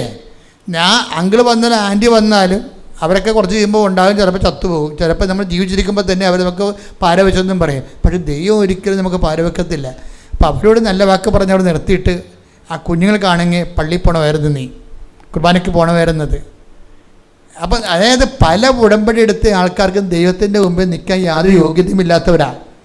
അതുകൊണ്ടാണ് ആദ്യമേ ഞാൻ പറഞ്ഞത്, നിങ്ങൾ ഉടമ്പടിയോടെ മുന്നോട്ട് പോകാൻ ഉണ്ടെങ്കിൽ ഇതൊക്കെ വെച്ച് ആദ്യം അനുദപിക്കണം. അനുദപിക്കുമ്പോൾ എന്താ ചെയ്യേണ്ടത്? മേലിൽ പാപം ചെയ്യില്ലെന്ന്, ഈ അഭ്യാസങ്ങൾ ഇനി കാണിക്കത്തില്ലെന്ന് ദൈവത്തിന് ഉറപ്പ് കൊടുക്കണം. അതാണ് ഇത് മെയിൻ സംഭവം. അനുതാപത്തിൻ്റെ മെയിൻ എന്താണ്? നിങ്ങൾക്കറിയാം, അനുതാപം ചെയ്യാനുള്ളത് നിങ്ങൾ ചെയ്തു പോയി. പിന്നെ നമ്മുടെ മുമ്പിൽ നമുക്ക് ആത്മാർത്ഥമായിട്ട് ചെയ്യാനുള്ളത് എന്താണ്? മേലിൽ അത് ആവർത്തിക്കില്ലെന്ന്. എൻ്റെ മക്കളെ, അനുതാപത്തിൻ്റെ ഏറ്റവും വലിയ സംഭവം, നിങ്ങൾക്ക് അനുതാപം ഉണ്ടോ ഇല്ലയോ, നിങ്ങളുടെ അനുതാപം സ്വീകാര്യമാണോ അല്ലയോ എന്ന് പറയാനുള്ള ഒരേ ഒരു കണ്ടീഷൻ, മേലിൽ ആ വിഷയം നിങ്ങൾ ആവർത്തിക്കാതിരിക്കുന്നത് മാത്രമാണ്. ഇവിടെ കുമ്പസാരത്തിന് വല്ല കുഴപ്പമുണ്ടാ? വല്ല കുറവുണ്ടാ? കുർബാന സ്വീകരണത്തിന് വല്ല കുറവുണ്ടാ? എന്തുകൊണ്ടാണ് കുർബാന ലോകത്ത് കൃപാസനത്തിൽ മാത്രമേ കുർബാന കൊടുക്കാറുള്ളൂ? 2 ആഴ്ച കഴിഞ്ഞാൽ പിന്നെ കുമ്പസാരത്തിൽ കുർബാന കൊടുക്കത്തില്ല. എന്താ കാരണം? ഞങ്ങൾക്കിതിൻ്റെ കൃത്യമായ വില അറിയാം. ഇടവകയെല്ലാം കാണിക്കുന്ന പോക്രിത്തരങ്ങളെക്കുറിച്ച് അറിയാം. ഞാൻ ഇടവക എത്രയോ പള്ളി വികാരിയായിരുന്നവരാണ്. അപ്പോൾ അവരുടെ എല്ലാം ആത്മീയസ്ഥിതി അറിയാം. അവർ ഈ ജന്മത്ത് കുർബാന സ്വീകരിക്കാൻ യാതൊരു യോഗ്യതയില്ലാത്തവന്മാരും ഞായറാഴ്ച നാട്ടുകാരെ കാണിക്കാൻ വേണ്ടി പേപ്പറിട്ട് നാട്ടിൽ നിൽക്കണ പോലെ നാക്ക് നീട്ടണം ഞാൻ കണ്ടിട്ടുണ്ട്. ഞാൻ കർത്താവിൻ്റെ അടുത്ത് പറഞ്ഞു, കർത്താവ് ഇവനിത് യോഗ്യനല്ല, പക്ഷേ ഇവനെ അപമാനിക്കാൻ ഞാൻ തയ്യാറല്ല. പൗസപിതാവ് പോലും കാണിച്ചില്ലേ, മറിയത്തെ അപമാനിക്കാൻ ഇഷ്ടമില്ലാത്ത കാരണം രഹസ്യത്തിൽ ഉപേക്ഷിച്ചതുപോലെ രഹസ്യത്തിൽ ഉപേക്ഷിച്ചിട്ടാണ് ഈ സാധനം കൊടുക്കുന്നത്. എന്താ കാര്യം? He's not worthy to receive it. കാര്യം അവൻ നാട്ടുകാരുടെ മുമ്പിൽ നല്ല വെള്ള ചമയാൻ വേണ്ടി ദൈവത്തെ പറ്റിക്കുകയാണ് അവൻ ചെയ്യണത്. അപ്പോൾ അത് ഞാൻ വിചാരിച്ച് കൃപാസനത്തിൽ നടക്കത്തില്ല. നമ്മൾ ദൈവത്തോടും ദൈവികമായ രഹസ്യങ്ങളും കാണിക്കുന്ന നിശ്ചിതവും കണിശവുമായിട്ടുള്ള ചില സത്യസന്ധമായ നിലപാടിൻ്റെ ഭാഗത്തിലാണ് നിങ്ങളെ ദൈവം അനുഗ്രഹിക്കണമെന്ന് ഓർക്കണം. അതുകൊണ്ട് അനുതാപം എന്ന് പറയണത് അതിൻ്റെ സത്യസന്ധമായ അനുതാപമാണെങ്കിൽ അതിൻ്റെ അകക്കാമ്പെന്ന് പറയുന്നത് വീണ്ടും അത് ആവർത്തിക്കാതിരിക്കുന്നതാണ്. വീണ്ടും നിങ്ങൾ ആവർത്തിക്കുകയാണെങ്കിൽ നിങ്ങൾ ചെയ്തിരിക്കുന്നത് അനുതാപം അല്ല, ശരിക്കും പറഞ്ഞാൽ അത് ഒരു അഡ്ജസ്റ്റ്മെൻറ്റാണ്. ഇന്ന് പല അനുതാപവും അഡ്ജസ്റ്റ്മെൻറ്റുകളാണ് അനുതാപം എന്ന് വിളിക്കണത്. അപ്പോൾ അഡ്ജസ്റ്റ്മെൻറ്റ്, ദൈവത്തിൻ്റെ അടുത്ത് അഡ്ജസ്റ്റ്മെൻറ്റിന് പോയിട്ട് കാര്യമില്ല. അനുതാപം തന്നെ വേണം. പ്രാർത്ഥിക്കുക, കർത്താവായ ദൈവമേ, എൻ്റെ ആധ്യാത്മിക അഡ്ജസ്റ്റ്മെൻറ്റ് ജീവിതത്തിൽ നിന്ന് ആത്മാർത്ഥതയുള്ള അനുതാപ ജീവിതത്തിലേക്ക് എന്നെ അഭിഷേകം ചെയ്യണമേ.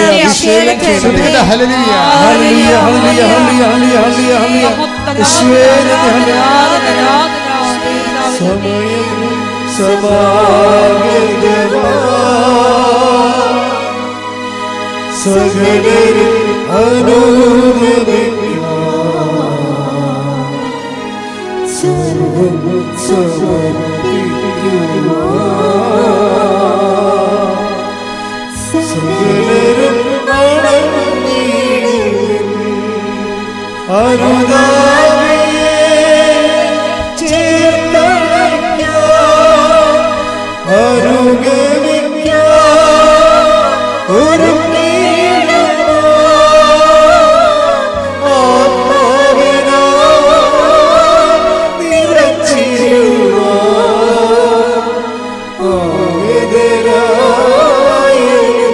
വിളിച്ചു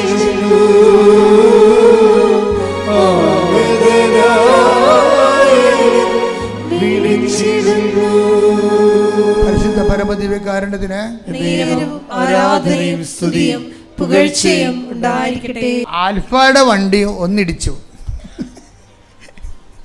അതെന്താ പറ്റിയെന്ന് വെച്ചാൽ ഈ 3.5 മാസം കഴിഞ്ഞപ്പോൾ ആൽഫയ്ക്ക് ജോലി കിട്ടിയിട്ടില്ല. അപ്പോൾ ആൽഫ അറിയാതെ പറഞ്ഞു, കൃപാസനം തട്ടിപ്പായിരിക്കുമോ? കണ്ട സംഭവമാണ്. ഒരാൾ വെച്ചിരിക്കുന്ന സംഭവം വെച്ച് നിയോഗം അവർ നടന്നില്ലെങ്കിൽ അവരനുഷ്ഠിച്ച കാര്യങ്ങളെല്ലാം തട്ടിപ്പാണെന്ന് അവർ തന്നെ പറയുകയാണ്. അവരനുഷ്ഠിച്ചിരുന്ന നിശ്ചിതമായി നിരീക്ഷിച്ച് അനുഷ്ഠിച്ച കാര്യങ്ങളെല്ലാം നിങ്ങൾക്കൊരു കാര്യം അറിയാമല്ലോ. എന്താണ് അറിയാവുന്നത്? കൃപാസനത്തിൽ സ്വന്തമായി ഒരു ആധ്യാത്മികതയില്ല. സ്വന്തമായ ആധ്യാത്മികതയിൽ സുവിശേഷ വിഹിതമായ ആധ്യാത്മികതയെ മരിയനൈസ് ചെയ്തിരിക്കുകയാണ് ഇവിടെ. എന്തു കഴിഞ്ഞാൽ സുവിശേഷം ആദ്യം വചനം സ്വീകരിച്ചത് അമ്മയാണ്. വചനത്തെ വയറ്റിൽ വളർത്തിയത് അമ്മയാണ്. വചനത്തെ പ്രസവിച്ച് വീട്ടിൽ നിർത്തി വളർത്തിയത് അമ്മയാണ്. വചനത്തെ പിതാവിൻ്റെ തിരുവിഷ്ടപ്രകാരം ലോകത്തിൻ്റെ പാപത്തിന് പരിഹാരമായി കയ്യേൽപ്പിച്ച് കൊടുത്തിട്ട് ആ കുരിശിൻ്റെ ചുവട്ടിൽ നിന്നത് അമ്മയാണ്. ആ തണുത്ത ശരീരം കയ്യോടെ മേടിച്ചത് അമ്മയാണ്. ആ പുനരുത്ഥാനത്തെ വിശ്വസിച്ചത് അമ്മയാണ്. ലോകത്തിന് യേശുവിനെ കൈമാറിയത് അമ്മയാണ്. അതുകൊണ്ട് തന്നെ അമ്മയെ പ്രവർത്തിച്ച ആധ്യാത്മികതയാണ് കൃപാസനത്തിൻ്റെ ആസ്തിഭദ്രത എന്ന് പറയുന്നത്.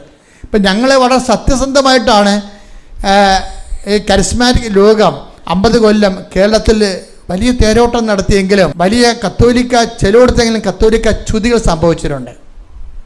കാര്യം ചില ധ്യാനകേന്ദ്രങ്ങൾ അക്കാലങ്ങൾ പ്രസംഗിക്കുമ്പോൾ അമ്മയുടെ രൂപങ്ങൾ പോലും ആ സ്റ്റേജിലില്ലായിരുന്നു. ആ ധ്യാനകേന്ദ്രത്തേക്ക് ഇന്നത്തെ അവസ്ഥ നിങ്ങൾ നോക്കണം. എനിക്കന്നും സങ്കടമായിരുന്നു.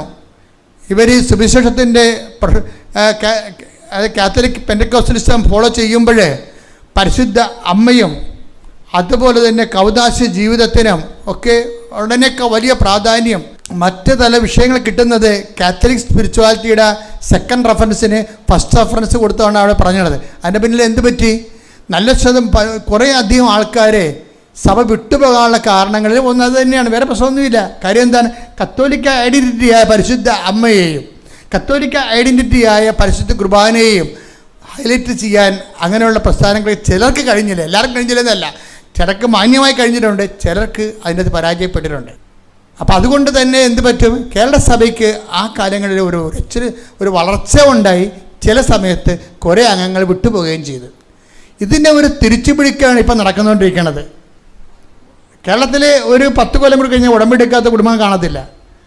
ആരെല്ലാം അമ്മയെ ഇവിടുന്ന് വിട്ടുപേക്ഷിച്ചിട്ടുണ്ടോ അവിടെ എല്ലാ ഹൃദയങ്ങളിലും കുടുംബങ്ങളിലും അമ്മയെ പ്രതിഷ്ഠിച്ച് മാത്രമേ കൃപാസനം പ്രത്യക്ഷീകരണത്തിൽ ദൈവം നിസ്തബ്ധനായി ഇരുന്നു കൊണ്ട് ചെയ്യുന്ന ഉറങ്ങാതിരുന്നുകൊണ്ട് ജാഗ്രതാ പ്രവർത്തനം അതാണ്. എന്താണ്? എവിടെയെല്ലാം അമ്മയെ നഷ്ടപ്പെട്ടിട്ടുണ്ടല്ലോ, ആരെല്ലാം സുവിശേഷ സാക്ഷ്യം വഹിക്കുന്നതിൻ്റെ വ്യംഗ്യ അതിൻ്റെ ഭാവത്തിൽ പരിശുദ്ധ അമ്മയുടെ ആധ്യാത്മികത മറന്നുപോയിട്ടുണ്ടോ?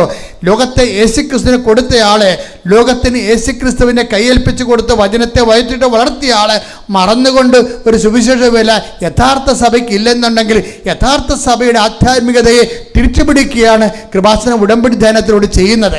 അതാണ് ഇതിൻ്റെ സത്യസന്ധത എന്ന് പറയുന്നത്. അതുകൊണ്ട് തന്നെ ആൾക്കാർക്ക് വാരിക്കൊരു അനുഗ്രഹം കിട്ടുന്നതിന് 5 ദിവസത്തെ ധ്യാനം ആവശ്യമില്ല. ഒറ്റ ഉടമ്പടി എടുക്കാൻ തീരുമാനിക്കുമ്പോൾ തന്നെ ഇവർ പറയുന്ന അനുഗ്രഹം വീട്ടിൽ ദൈവം കൊണ്ടുവന്ന് കൊടുക്കുകയാണ്. ആ അനുഭവങ്ങളാണ് നമ്മൾ കേട്ടുകൊണ്ടിരിക്കുന്നത്. അതിന് ഏറ്റവും പ്രധാനപ്പെട്ട കാരണം എന്താണ്? നീ സുവിശേഷമാകണം. രണ്ടാമത്തെ പ്രധാനപ്പെട്ട കാര്യം എന്താണ്? നീ സുവിശേഷം ഏകണം. നിൻ്റെ ഓരോ ശ്വാസത്തിലും ക്രിസ്തുവിനെ കൈമാറാൻ വേണ്ടി, ലോകത്തെ കയ്യേൽപ്പിക്കാൻ വേണ്ടി മരിയൻ മിഷൻ നിങ്ങൾ ഏറ്റെടുക്കുന്ന സ്ഥലത്ത് അതാണ് ക്രിസ്മസിന് ആധ്യാത്മികത എന്ന് പറയുമ്പോൾ ആ ആധ്യാത്മികത തട്ടിപ്പായിരിക്കുമെന്ന് സ്വയം കരുതണമെന്നുണ്ടെങ്കിൽ ആരും അവരോട് നേരത്തെ ഇങ്ങനെയുള്ള തെറ്റായ ഉപദേശങ്ങൾ കൊടുത്തിട്ട് അതിനവർ വശംവദയായി പോയത് കൊണ്ടാണ്. അങ്ങനെ വശംവദയായി പോയ ആൾക്കാർക്കാണ് പിന്നീട് ഉടമ്പടി എടുക്കുമ്പോൾ പമ്മലുണ്ടാകുന്നതിൻ്റെ കാരണം. നിങ്ങൾ കൃപാസന ആധ്യാത്മികത നിക്ഷേപിക്കുമ്പോൾ പരിപൂർണമായി നിക്ഷേപിക്കണം. കാര്യം എന്താണ്? അത് പൂർണ്ണമായി കാത്തോലിക്കമാണ്, അത് പൂർണ്ണമായി സഭാത്മകമാണ്, പൂർണ്ണമായി സുവിശേഷപരമാണ്, സുവിശേഷമായ വിശ്വാസ പാരമ്പര്യത്തിൻ്റെ അടിസ്ഥാനമാണ്, കൂദാശകളിലൂടെയുള്ള പരിപോഷണമാണ്. ഓരോ വിഷയം നിങ്ങൾ എടുത്തു നോക്കിക്കോ. സഭയെല്ലാം നവീകരിക്കപ്പെടുകയും ഐക്യപ്പെടുകയും അനേകായിരങ്ങൾ സഭയിലേക്ക് തിരിച്ചു വരികയും ചെയ്ത അനേകം കർത്താവിനെ അറിയാത്ത ലക്ഷക്കണക്കിന് മനുഷ്യർ കർത്താവിനെ അറിയുകയും ചെയ്യുന്ന ഒരു കാലഘട്ടത്തിലാണ് നമ്മൾ ഈ ആധ്യാത്മിക ശുശ്രൂഷ നിർവഹിക്കുന്നത്. അതുകൊണ്ട് തന്നെ ഏതെങ്കിലും തരത്തിൽ ഇപ്പോൾ ഇവരങ്ങനെ പെട്ടെന്ന് വിചാരിച്ചു, പക്ഷേ വിചാരിച്ചെങ്കിൽ അങ്ങനെ വിചാരിച്ചുകൊണ്ടാണെന്ന് തോന്നുന്നത്.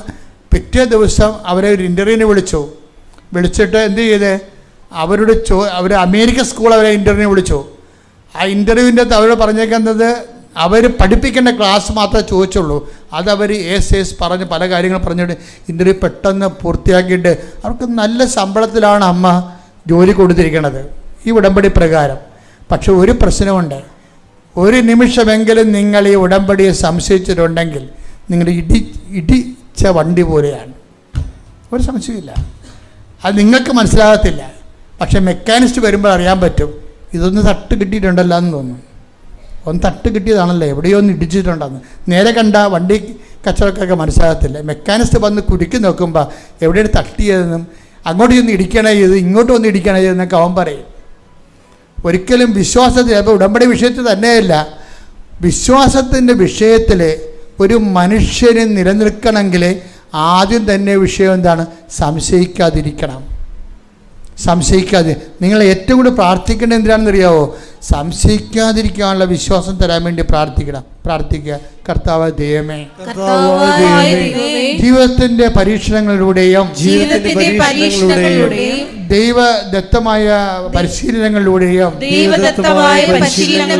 കടന്നു പോകുമ്പോൾ ഞാൻ പരിശീലനം നേടുന്നതിന് പകരം എന്റെ കാര്യം നടക്കാൻ താമസിക്കുന്നു എന്ന് വിചാരിച്ച്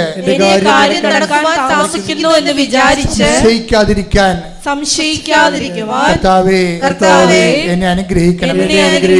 ശ്രദ്ധിക്കട്ടെ. ഹല്ലേലൂയ, ഹല്ലേലൂയ, ഹല്ലേലൂയ,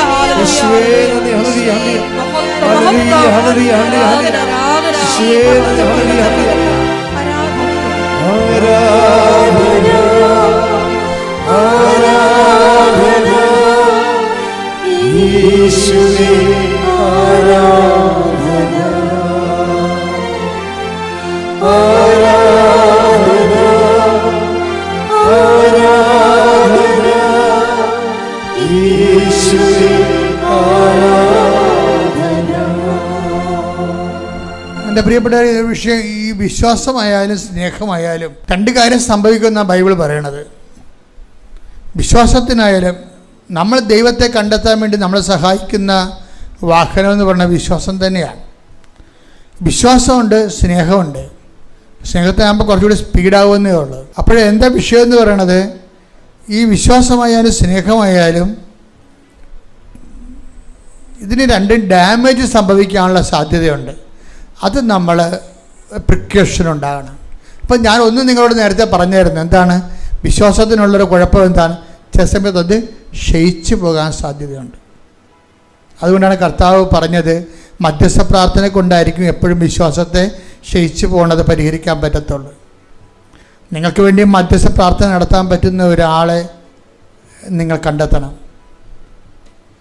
അല്ലെങ്കിൽ അതുകൊണ്ടാണ് ഞാൻ നിങ്ങളെ എപ്പോഴും അഖണ്ഡ ജപമാല ഗ്രൂപ്പുകൾ ഉണ്ടാക്കി അതിൽ ചേർക്കേണ്ട കാര്യം. അതാത് പ്രദേശങ്ങളുള്ളവർ ഒരുമിച്ച് പ്രാർത്ഥിക്കണം. അതാത് പ്രദേശങ്ങൾ ഉടമ്പടി എടുത്തവർ. അപ്പം വിദേശ രാജ്യങ്ങളെല്ലാം ഒത്തിരിയേറെ ഉടമ്പടി ഗ്രൂപ്പുകളുണ്ട്. നമ്മുടെ നാട്ടിലുമുണ്ട് ഉടമ്പടി ഗ്രൂപ്പുകൾ. അഖണ്ഡ ജപമാല ചൊല്ലി പ്രാർത്ഥിക്കുന്നവർ. എന്തിനാണ്?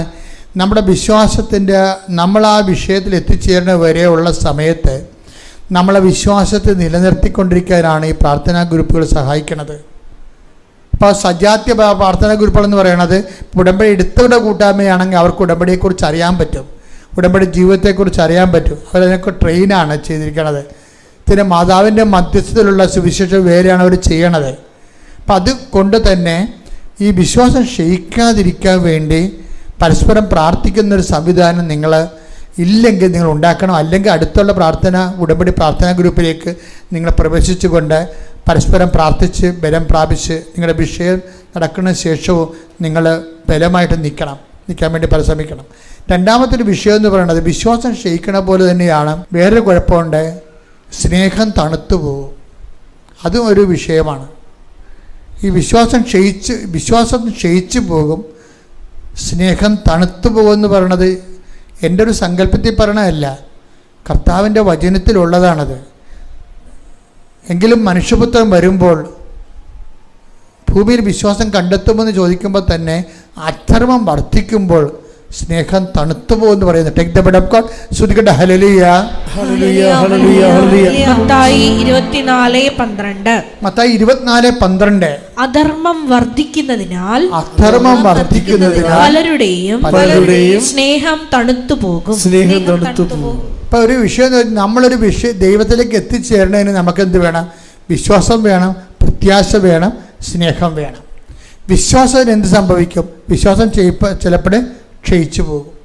സ്നേഹത്തിന് എന്ത് സംഭവിക്കും? സ്നേഹം തണുത്തു പോകും. അതാണ് വിഷയം. എല്ലാവർക്കും സംഭവിക്കുന്നത് അതാണ്. ഈ നമുക്ക് ദൈവത്തിൽ എത്തിച്ചേരാൻ വേണ്ടി ഉള്ളത് എന്താണ്? വിശ്വാസം, പ്രത്യാശ, സ്നേഹമാണ്. വിശ്വാസത്തിന് എന്ത് സംഭവിക്കും? വിശ്വാസം കാലങ്ങൾ ചെല്ലും തോറും വിശ്വാസം പരിപോഷിതമാകുന്നില്ലെങ്കിൽ വിശ്വാസം ക്ഷയിച്ചു പോകും. പ്രാർത്ഥനാ ജീവിതം കൊണ്ട്, കൂട്ടായ്മയില്ലായ്മ കൊണ്ട് വിശ്വാസം ക്ഷയിച്ചു പോകും. പിന്നെ വിശ്വാസത്തേക്കാൾ വലുതാണ് ദൈവസ്നേഹം. അത് വിശ്വാസത്തിൽ നിന്നാണ് ദൈവസ്നേഹം ഉണ്ടാകണം, അല്ല വെറുതെ ദൈവസ്നേഹം ഉണ്ടാകത്തില്ല. അപ്പോൾ വിശ്വാസത്തിന് പറയുന്നത് ദൈവസ്നേഹത്തിനും കുഴപ്പമുണ്ടാവും, അതും സേഫല്ല. ദൈവസ്നേഹവും നമുക്കുണ്ടാകുന്ന ദൈവസ്നേഹവും സേഫല്ല. എന്ത് സംഭവിക്കും? അധർമ്മം വർദ്ധിക്കണമെങ്കിൽ സ്നേഹം തണുത്തു പോകും. അതാണ് ഒരു വിഷയമാണ്. സ്നേഹം ഉണ്ടാവും, പക്ഷേ തണുത്തിരിക്കും. തണുത്ത എന്താ? ഞാൻ പണ്ട് ഇടുക്കി ധ്യാനിപ്പിക്കാൻ പോയി, നെടുങ്കണ്ടത്ത് ധ്യാനിപ്പിക്കാൻ പോയ ദിവസം ഞാൻ ട്രിവാൻഡ്രത്ത് പുത്തൻതോപ്പിൽ നിന്ന് ധ്യാനിപ്പിക്കാൻ പോയിട്ട് അതുവഴി ചെല്ലാനത്ത് ഒന്ന് ധ്യാനിപ്പിച്ചിട്ട് അതുവഴി നേരെ വണ്ടി ഇടവക പോകാതെ നേരെ നെടുങ്കണ്ടത്തേക്ക് പോയിരിക്കുകയാണ്. അന്ന് ഇടിയും വെട്ടി മഴ. ഇപ്പം ഞങ്ങൾ കാട്ടിൽ കയറി മല കയറിയപ്പോൾ ചുരം കയറിയപ്പോൾ നല്ല തണുത്ത, കാറ് തുറക്കാൻ പറ്റണില്ല, തണുത്ത കാറ്റ് ഇടിച്ച് കയറണ അകത്ത് മഴയോടുകൂടി. പക്ഷെ കുറച്ച് വന്നപ്പോൾ മലയുടെ മുകളിൽ എവിടെയോ കാട്ടിക്ക് വെച്ച് എൻ്റെ വണ്ടി നിന്ന് പോയി. പിന്നെ എന്ത് ചെയ്യും? തുറക്കാൻ പറ്റുക? ഭയങ്കര ഇടിമിന്നലും. മിന്നുമ്പോൾ നമുക്ക് മലയോരങ്ങളിലൊക്കെ അവിടെ ഇവിടെയൊക്കെ വെള്ളച്ചാട്ടങ്ങൾ കാണാം. അപ്പം ഞങ്ങൾ ഒരു മലയുടെ ഒരു ചങ്ങല വട്ട കിടക്കുകയാണ് ഈ സംഭവം. എവിടെയാണെന്ന് നമുക്ക് പിടിയില്ല. വണ്ടി പോകണില്ല, വണ്ടി എടുക്കണില്ല, സെൽഫ് എടുക്കണില്ല, തീർന്ന പരിപാടി. അവസാനം വെളുപ്പിനെ വരെ അവിടെ കിടന്ന് ജപമാലയില്ലേ ആ വണ്ടിയുടെ അടുത്തിരുന്ന് 6 പേരുണ്ടായിരുന്നു. വെളുപ്പിന് വരെ ജപമാലയില്ലേ. വെളുപ്പിനായപ്പോൾ മലപ്പുറത്തുനിന്ന് കുറേ മുസ്ലിം സഹോദരങ്ങൾ വന്ന്, അപ്പം അവരോട് പറഞ്ഞ് നിങ്ങൾ ടൗണിലേക്ക് പോകുമ്പോൾ അവിടെ നിന്നൊരു ജീപ്പ് വിടണം, ഞങ്ങളുടെ വണ്ടി കെട്ടി വലിച്ചുകൊണ്ട് പോകാൻ വേണ്ടി. പിന്നെ അവർ ടൗണിലേക്ക് പോയി ജീപ്പ് വിട്ട് ജീപ്പ് വന്ന് ഞങ്ങളുടെ വണ്ടി കെട്ടി വലിച്ചുകൊണ്ട് പോയി അവിടെ. പക്ഷേ എന്നിട്ട് എന്താ സംഭവിച്ചത്? ഞങ്ങളുടെ വണ്ടിക്ക് സംഭവിച്ചത്? എഞ്ചിന് കുഴപ്പമൊന്നുമില്ല. അന്ന് എൻ്റെ വണ്ടി ഗ്യാസ് കൊണ്ട് ഓടുന്നതായിരുന്നു. അപ്പം നല്ല തണുപ്പിൽ ചെന്നപ്പോൾ ഗ്യാസ് ഫ്രീസായിപ്പോയി. ഗ്യാസ് അകത്ത് തന്നെ മഞ്ഞ് കട്ടയായിപ്പോയി. പിന്നെ എങ്ങനെയാണ് എടുക്കണേ? വിശ്വാസം തണുത്തു പോകുമെന്ന് പറയുമ്പോൾ ഞാൻ പെട്ടെന്ന് എൻ്റെ ഗ്യാസ് തണുത്തു പോയി ഞാൻ ഓർക്കും. പിന്നെ മുന്നോട്ട് പോകത്തില്ല. പിന്നെ പിറ്റേ പ്രാവശ്യം പോകണമെങ്കിൽ തന്നെ ഞങ്ങൾ ഈ ഗ്യാസിൻ്റെ സിലിണ്ടറിന് ചുറ്റും ചെമ്പ് കമ്പികൾ കൂട്ടി വേറെ ഒരു ബാറ്ററി വെച്ച് അതിനെ ചൂട് ഒഴിപ്പിച്ച് ഇൻ കേസ് എവിടെയെങ്കിലും കടന്നു പോകുമെങ്കിൽ ഗ്യാസ് തണുക്കാതിരിക്കാൻ വേണ്ടി അതിനെ കോയിൽ ചെയ്താൽ പോയത് പിന്നെ അടുത്ത ട്രിപ്പിന്. അപ്പോൾ നിസ്സാരമല്ല തണുത്ത് സ്നേഹം പക്ഷേ എപ്പോഴാണ് തണുത്ത് പോണത്? അധർമ്മം വർദ്ധിക്കുമ്പോൾ തണുത്ത് പോകുന്ന ഈശോ പറയണത്. നിങ്ങൾക്ക് ദൈവസ്നേഹം ഉണ്ടാകാം, പക്ഷേ തണുത്ത ദൈവസ്നേഹം വർക്കൗട്ട് ചെയ്യത്തില്ല.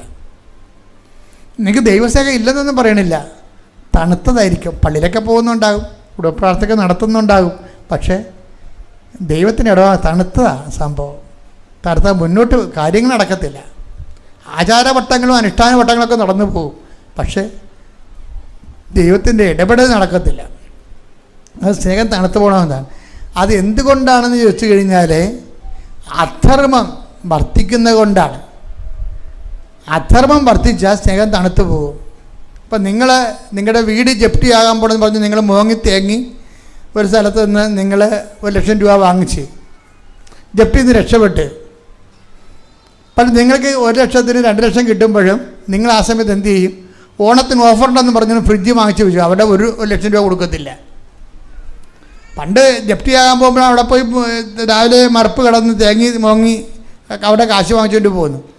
പക്ഷേ എന്നിട്ട് നിങ്ങൾ ജപ്തിയിൽ നിന്ന് രക്ഷപ്പെട്ട് നിങ്ങൾക്കത് കൊടുക്കാൻ വേണ്ടി കാശ് കിട്ടിയപ്പോൾ എന്ത് പറ്റി? നിങ്ങൾ അത് കൊടുക്കത്തില്ല. നിങ്ങൾ ഓണത്തിന് ഓഫറുണ്ടെന്ന് പറഞ്ഞ് ഫ്രിഡ്ജ് മേടിച്ച് വെച്ചു. അധർമ്മമായി. എന്ത് ഉടമ്പടി എടുത്താലും അധർമ്മമാണ് കൈയിരിക്കണമെന്നുണ്ടെങ്കിൽ സ്നേഹം തണുത്തു പോകും, വണ്ടി കിട്ടത്തില്ല, ഓടത്തില്ല സംഭവം. ഇതിനാണ് അനുതാപം എന്ന് പറഞ്ഞതിൻ്റെ കാരണം. അധർമ്മം ഉണ്ടാകുന്ന നോക്കണം. അധർമ്മം എല്ലാവർക്കും ഉണ്ടാവും.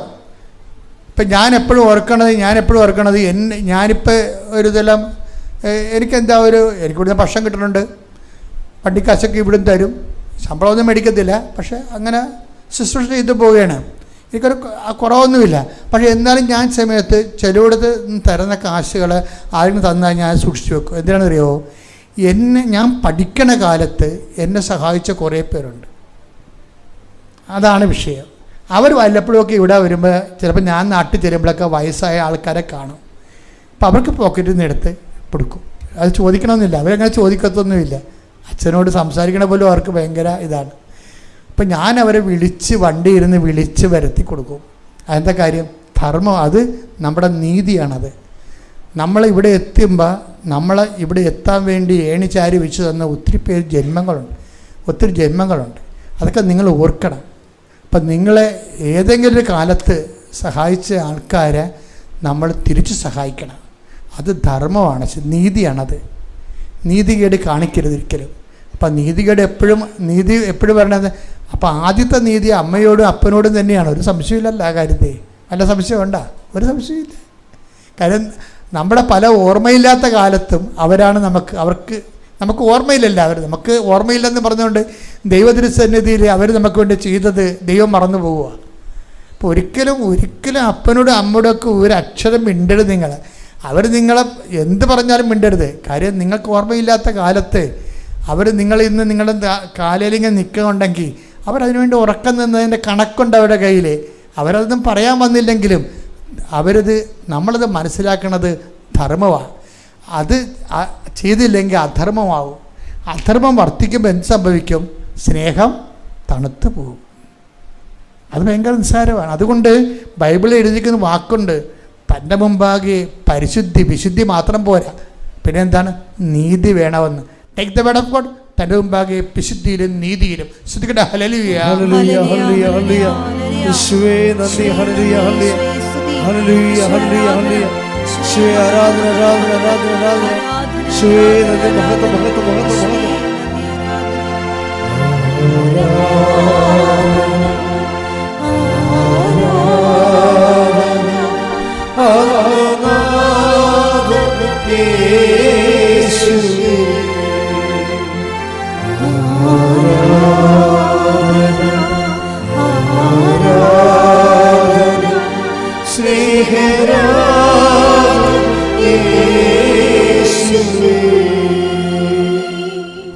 ലൂക്ക 1:74-75 തിരുവചനങ്ങൾ. ലൂക്ക 1:74-75 തിരുവചനങ്ങൾ. ശത്രുക്കളുടെ കൈകളിൽ നിന്ന് വിമോചിതരായി, ശത്രുക്കളുടെ കൈകളിൽ നിന്ന് വിമോചിതരായി, നിർഭയം പരിശുദ്ധിയിലും നീതിയിലും എപ്പോഴും അവിടുത്തെ മുമ്പിൽ ശുശ്രൂഷ ചെയ്യാൻ വേണ്ട അനുഗ്രഹം നമുക്ക് നൽകാനുമായിട്ടാണ് ഇത്. വിഷയം. അപ്പം പരിശുദ്ധി എന്ന് പറയുമ്പോൾ ഒരു ചിറകേ ഉള്ളൂ. പിന്നെ ഒരു ചിറക് എന്തിനാണ്? നീതിയുടേതാണ്.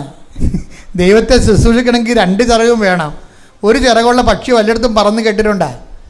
അപ്പം നിങ്ങളുടെ പ്രാർത്ഥനയും കുമ്പസാരവും കുർബാനയും കൊണ്ട് പരിശുദ്ധി മതിയെന്ന് പറഞ്ഞിരുന്ന ഒരു പണിയും നടക്കത്തില്ല. ഒരു ചിറക് ഒടിഞ്ഞു കിടക്കും. എന്താണ്? അത് നീതിയുടേതാണ്.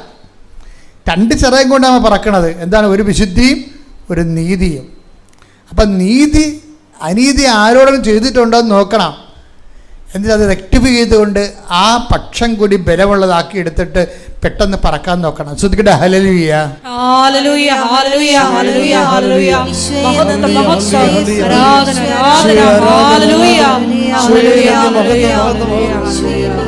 എല്ലാവരും എഴുന്നേൽക്കുക. പരിശുദ്ധ പരമദിവ്യകാരുണ്യത്തിന് ആരാധനയും സ്തുതിയും പുകഴ്ചയും ഉണ്ടായിരിക്കട്ടെ. പരിശുദ്ധ പരമദിവ്യകാരുണ്യത്തിന് ആരാധനയും സ്തുതിയും പുകഴ്ചയും ഉണ്ടായിരിക്കട്ടെ. രോഗസൗഖ്യ പ്രാർത്ഥനയ്ക്കായി അച്ഛൻ പ്രാർത്ഥിക്കുന്ന സമയമാണ്. കൈകൾ രണ്ടും കൂട്ടി നെഞ്ചത്ത് വെച്ചുകൊണ്ട് ഹോൾ ബോഡി ഈശോയെ സമർപ്പിക്കുക.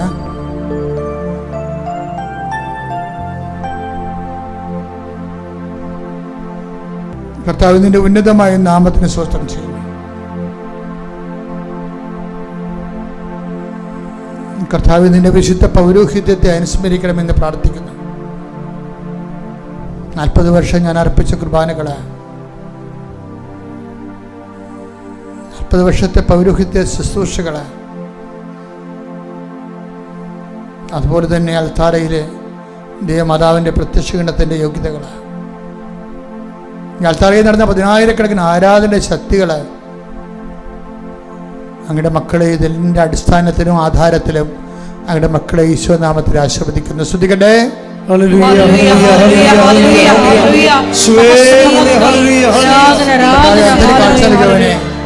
ചെകിടന് കേട് നൽകവനെ, ഓമന സംഭാഷണം നൽകവനെ, മഹോരോഗ്യപ്പെടുത്തവനെ, ഫലവാരോഗ്യപ്പെടുത്തവനെ, മരിച്ചനുയർപ്പിച്ചവനെ, നിന്റെ തിരുനാസ്വദിക്കുന്ന കർത്താവേ, നിന്റെ തിരുമറുവാർന്ന വലതുകരം, അനുഗ്രഹത്തിൻ്റെ അഭിഷേകരം ഓരോ മകൻ്റെ മേലും ഓരോ മകളുടെ മേലും വെക്കണം പ്രാർത്ഥിക്കുന്നു. അടിപ്പിണർ പോലെ, വൈദ്യാക്കാലം പോലെ ദൈവികമായ ശക്തി മക്കളിലേക്ക് ആവശ്യക്കെട്ടെന്ന് പ്രാർത്ഥിക്കുന്നു. മാരക രോഗങ്ങൾ, തീരാവേദികൾ, ജീവദുരിതങ്ങൾ, ആന്തരിക രോഗങ്ങൾ, ആന്തരിക അവയവങ്ങളുടെ രോഗങ്ങൾ, സിസ്റ്റ് രോഗങ്ങൾ, പിസ്തുല രോഗങ്ങൾ, പിസിഡി രോഗങ്ങൾ, കരരോഗങ്ങൾ, ഹൃദയാഘാതം വന്നവരുടെ സൗഖ്യങ്ങൾ, ശ്വാസകോശ രോഗങ്ങൾ, തൈറോയ്ഡ് രോഗങ്ങൾ, ബ്രെയിൻ്റെ സിസ്റ്റുകൾ, ബ്രെയിൻ ക്യാൻസറുകൾ, എല്ലാ രോഗങ്ങളെയും, പേരിക്കോസിൻ്റെ രോഗങ്ങൾ കർത്താവ് സ്പർശിക്കട്ടെ.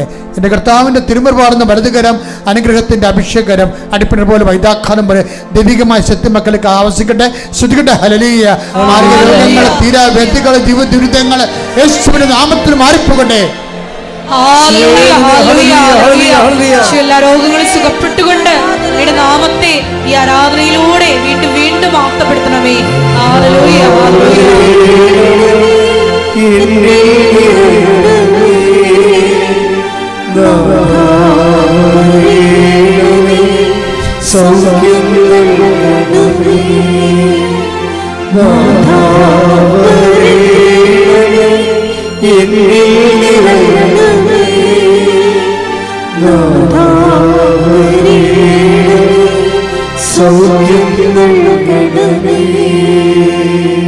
പരിശുദ്ധ പരമദിവ്യകാരുണ്യത്തിന്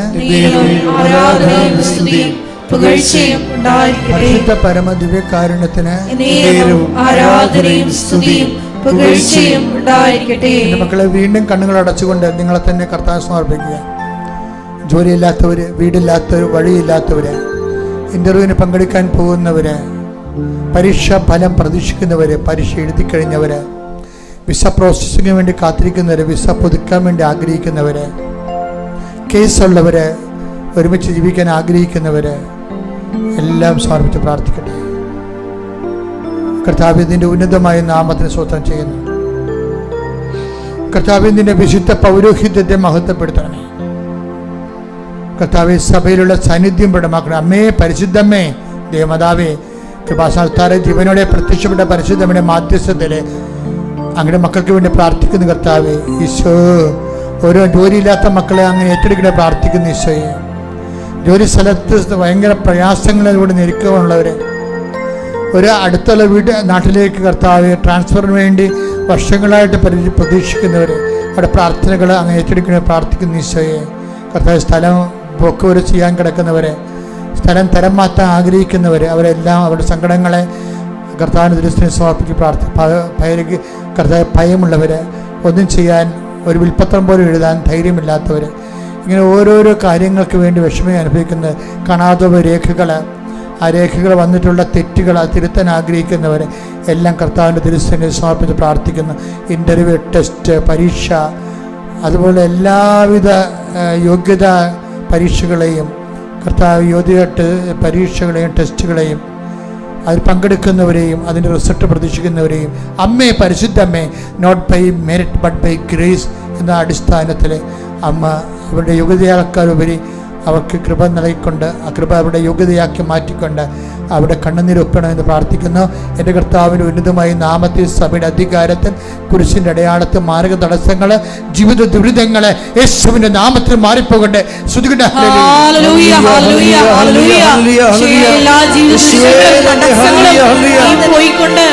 നാമത്തെ ഈ ആരാധനയിലൂടെ വീണ്ടും വീണ്ടും മഹത്വപ്പെടുത്തണമേ. ഹല്ലേലൂയ, മഹത്വം, ആരാധന,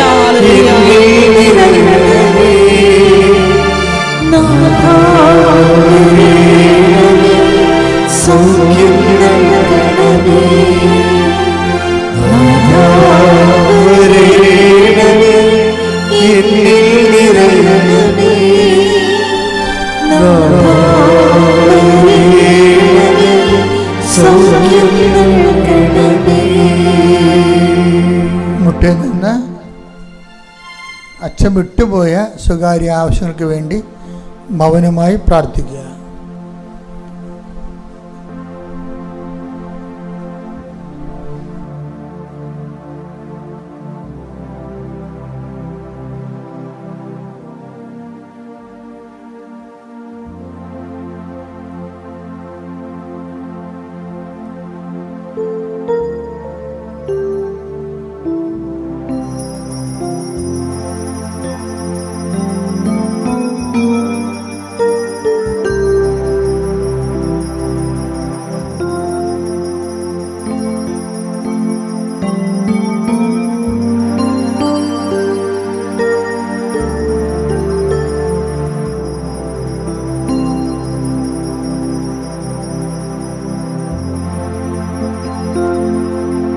പരിശുദ്ധ പരമ ദിവ്യകാരുണ്യമേ,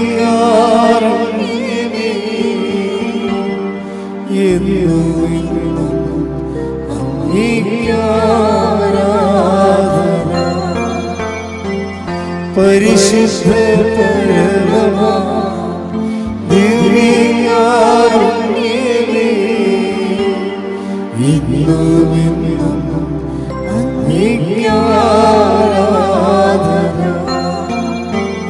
പരിശുദ്ധ പരമ ദിവ്യകാരുണ്യമേ,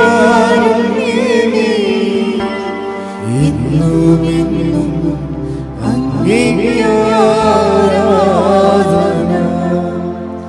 ആവേ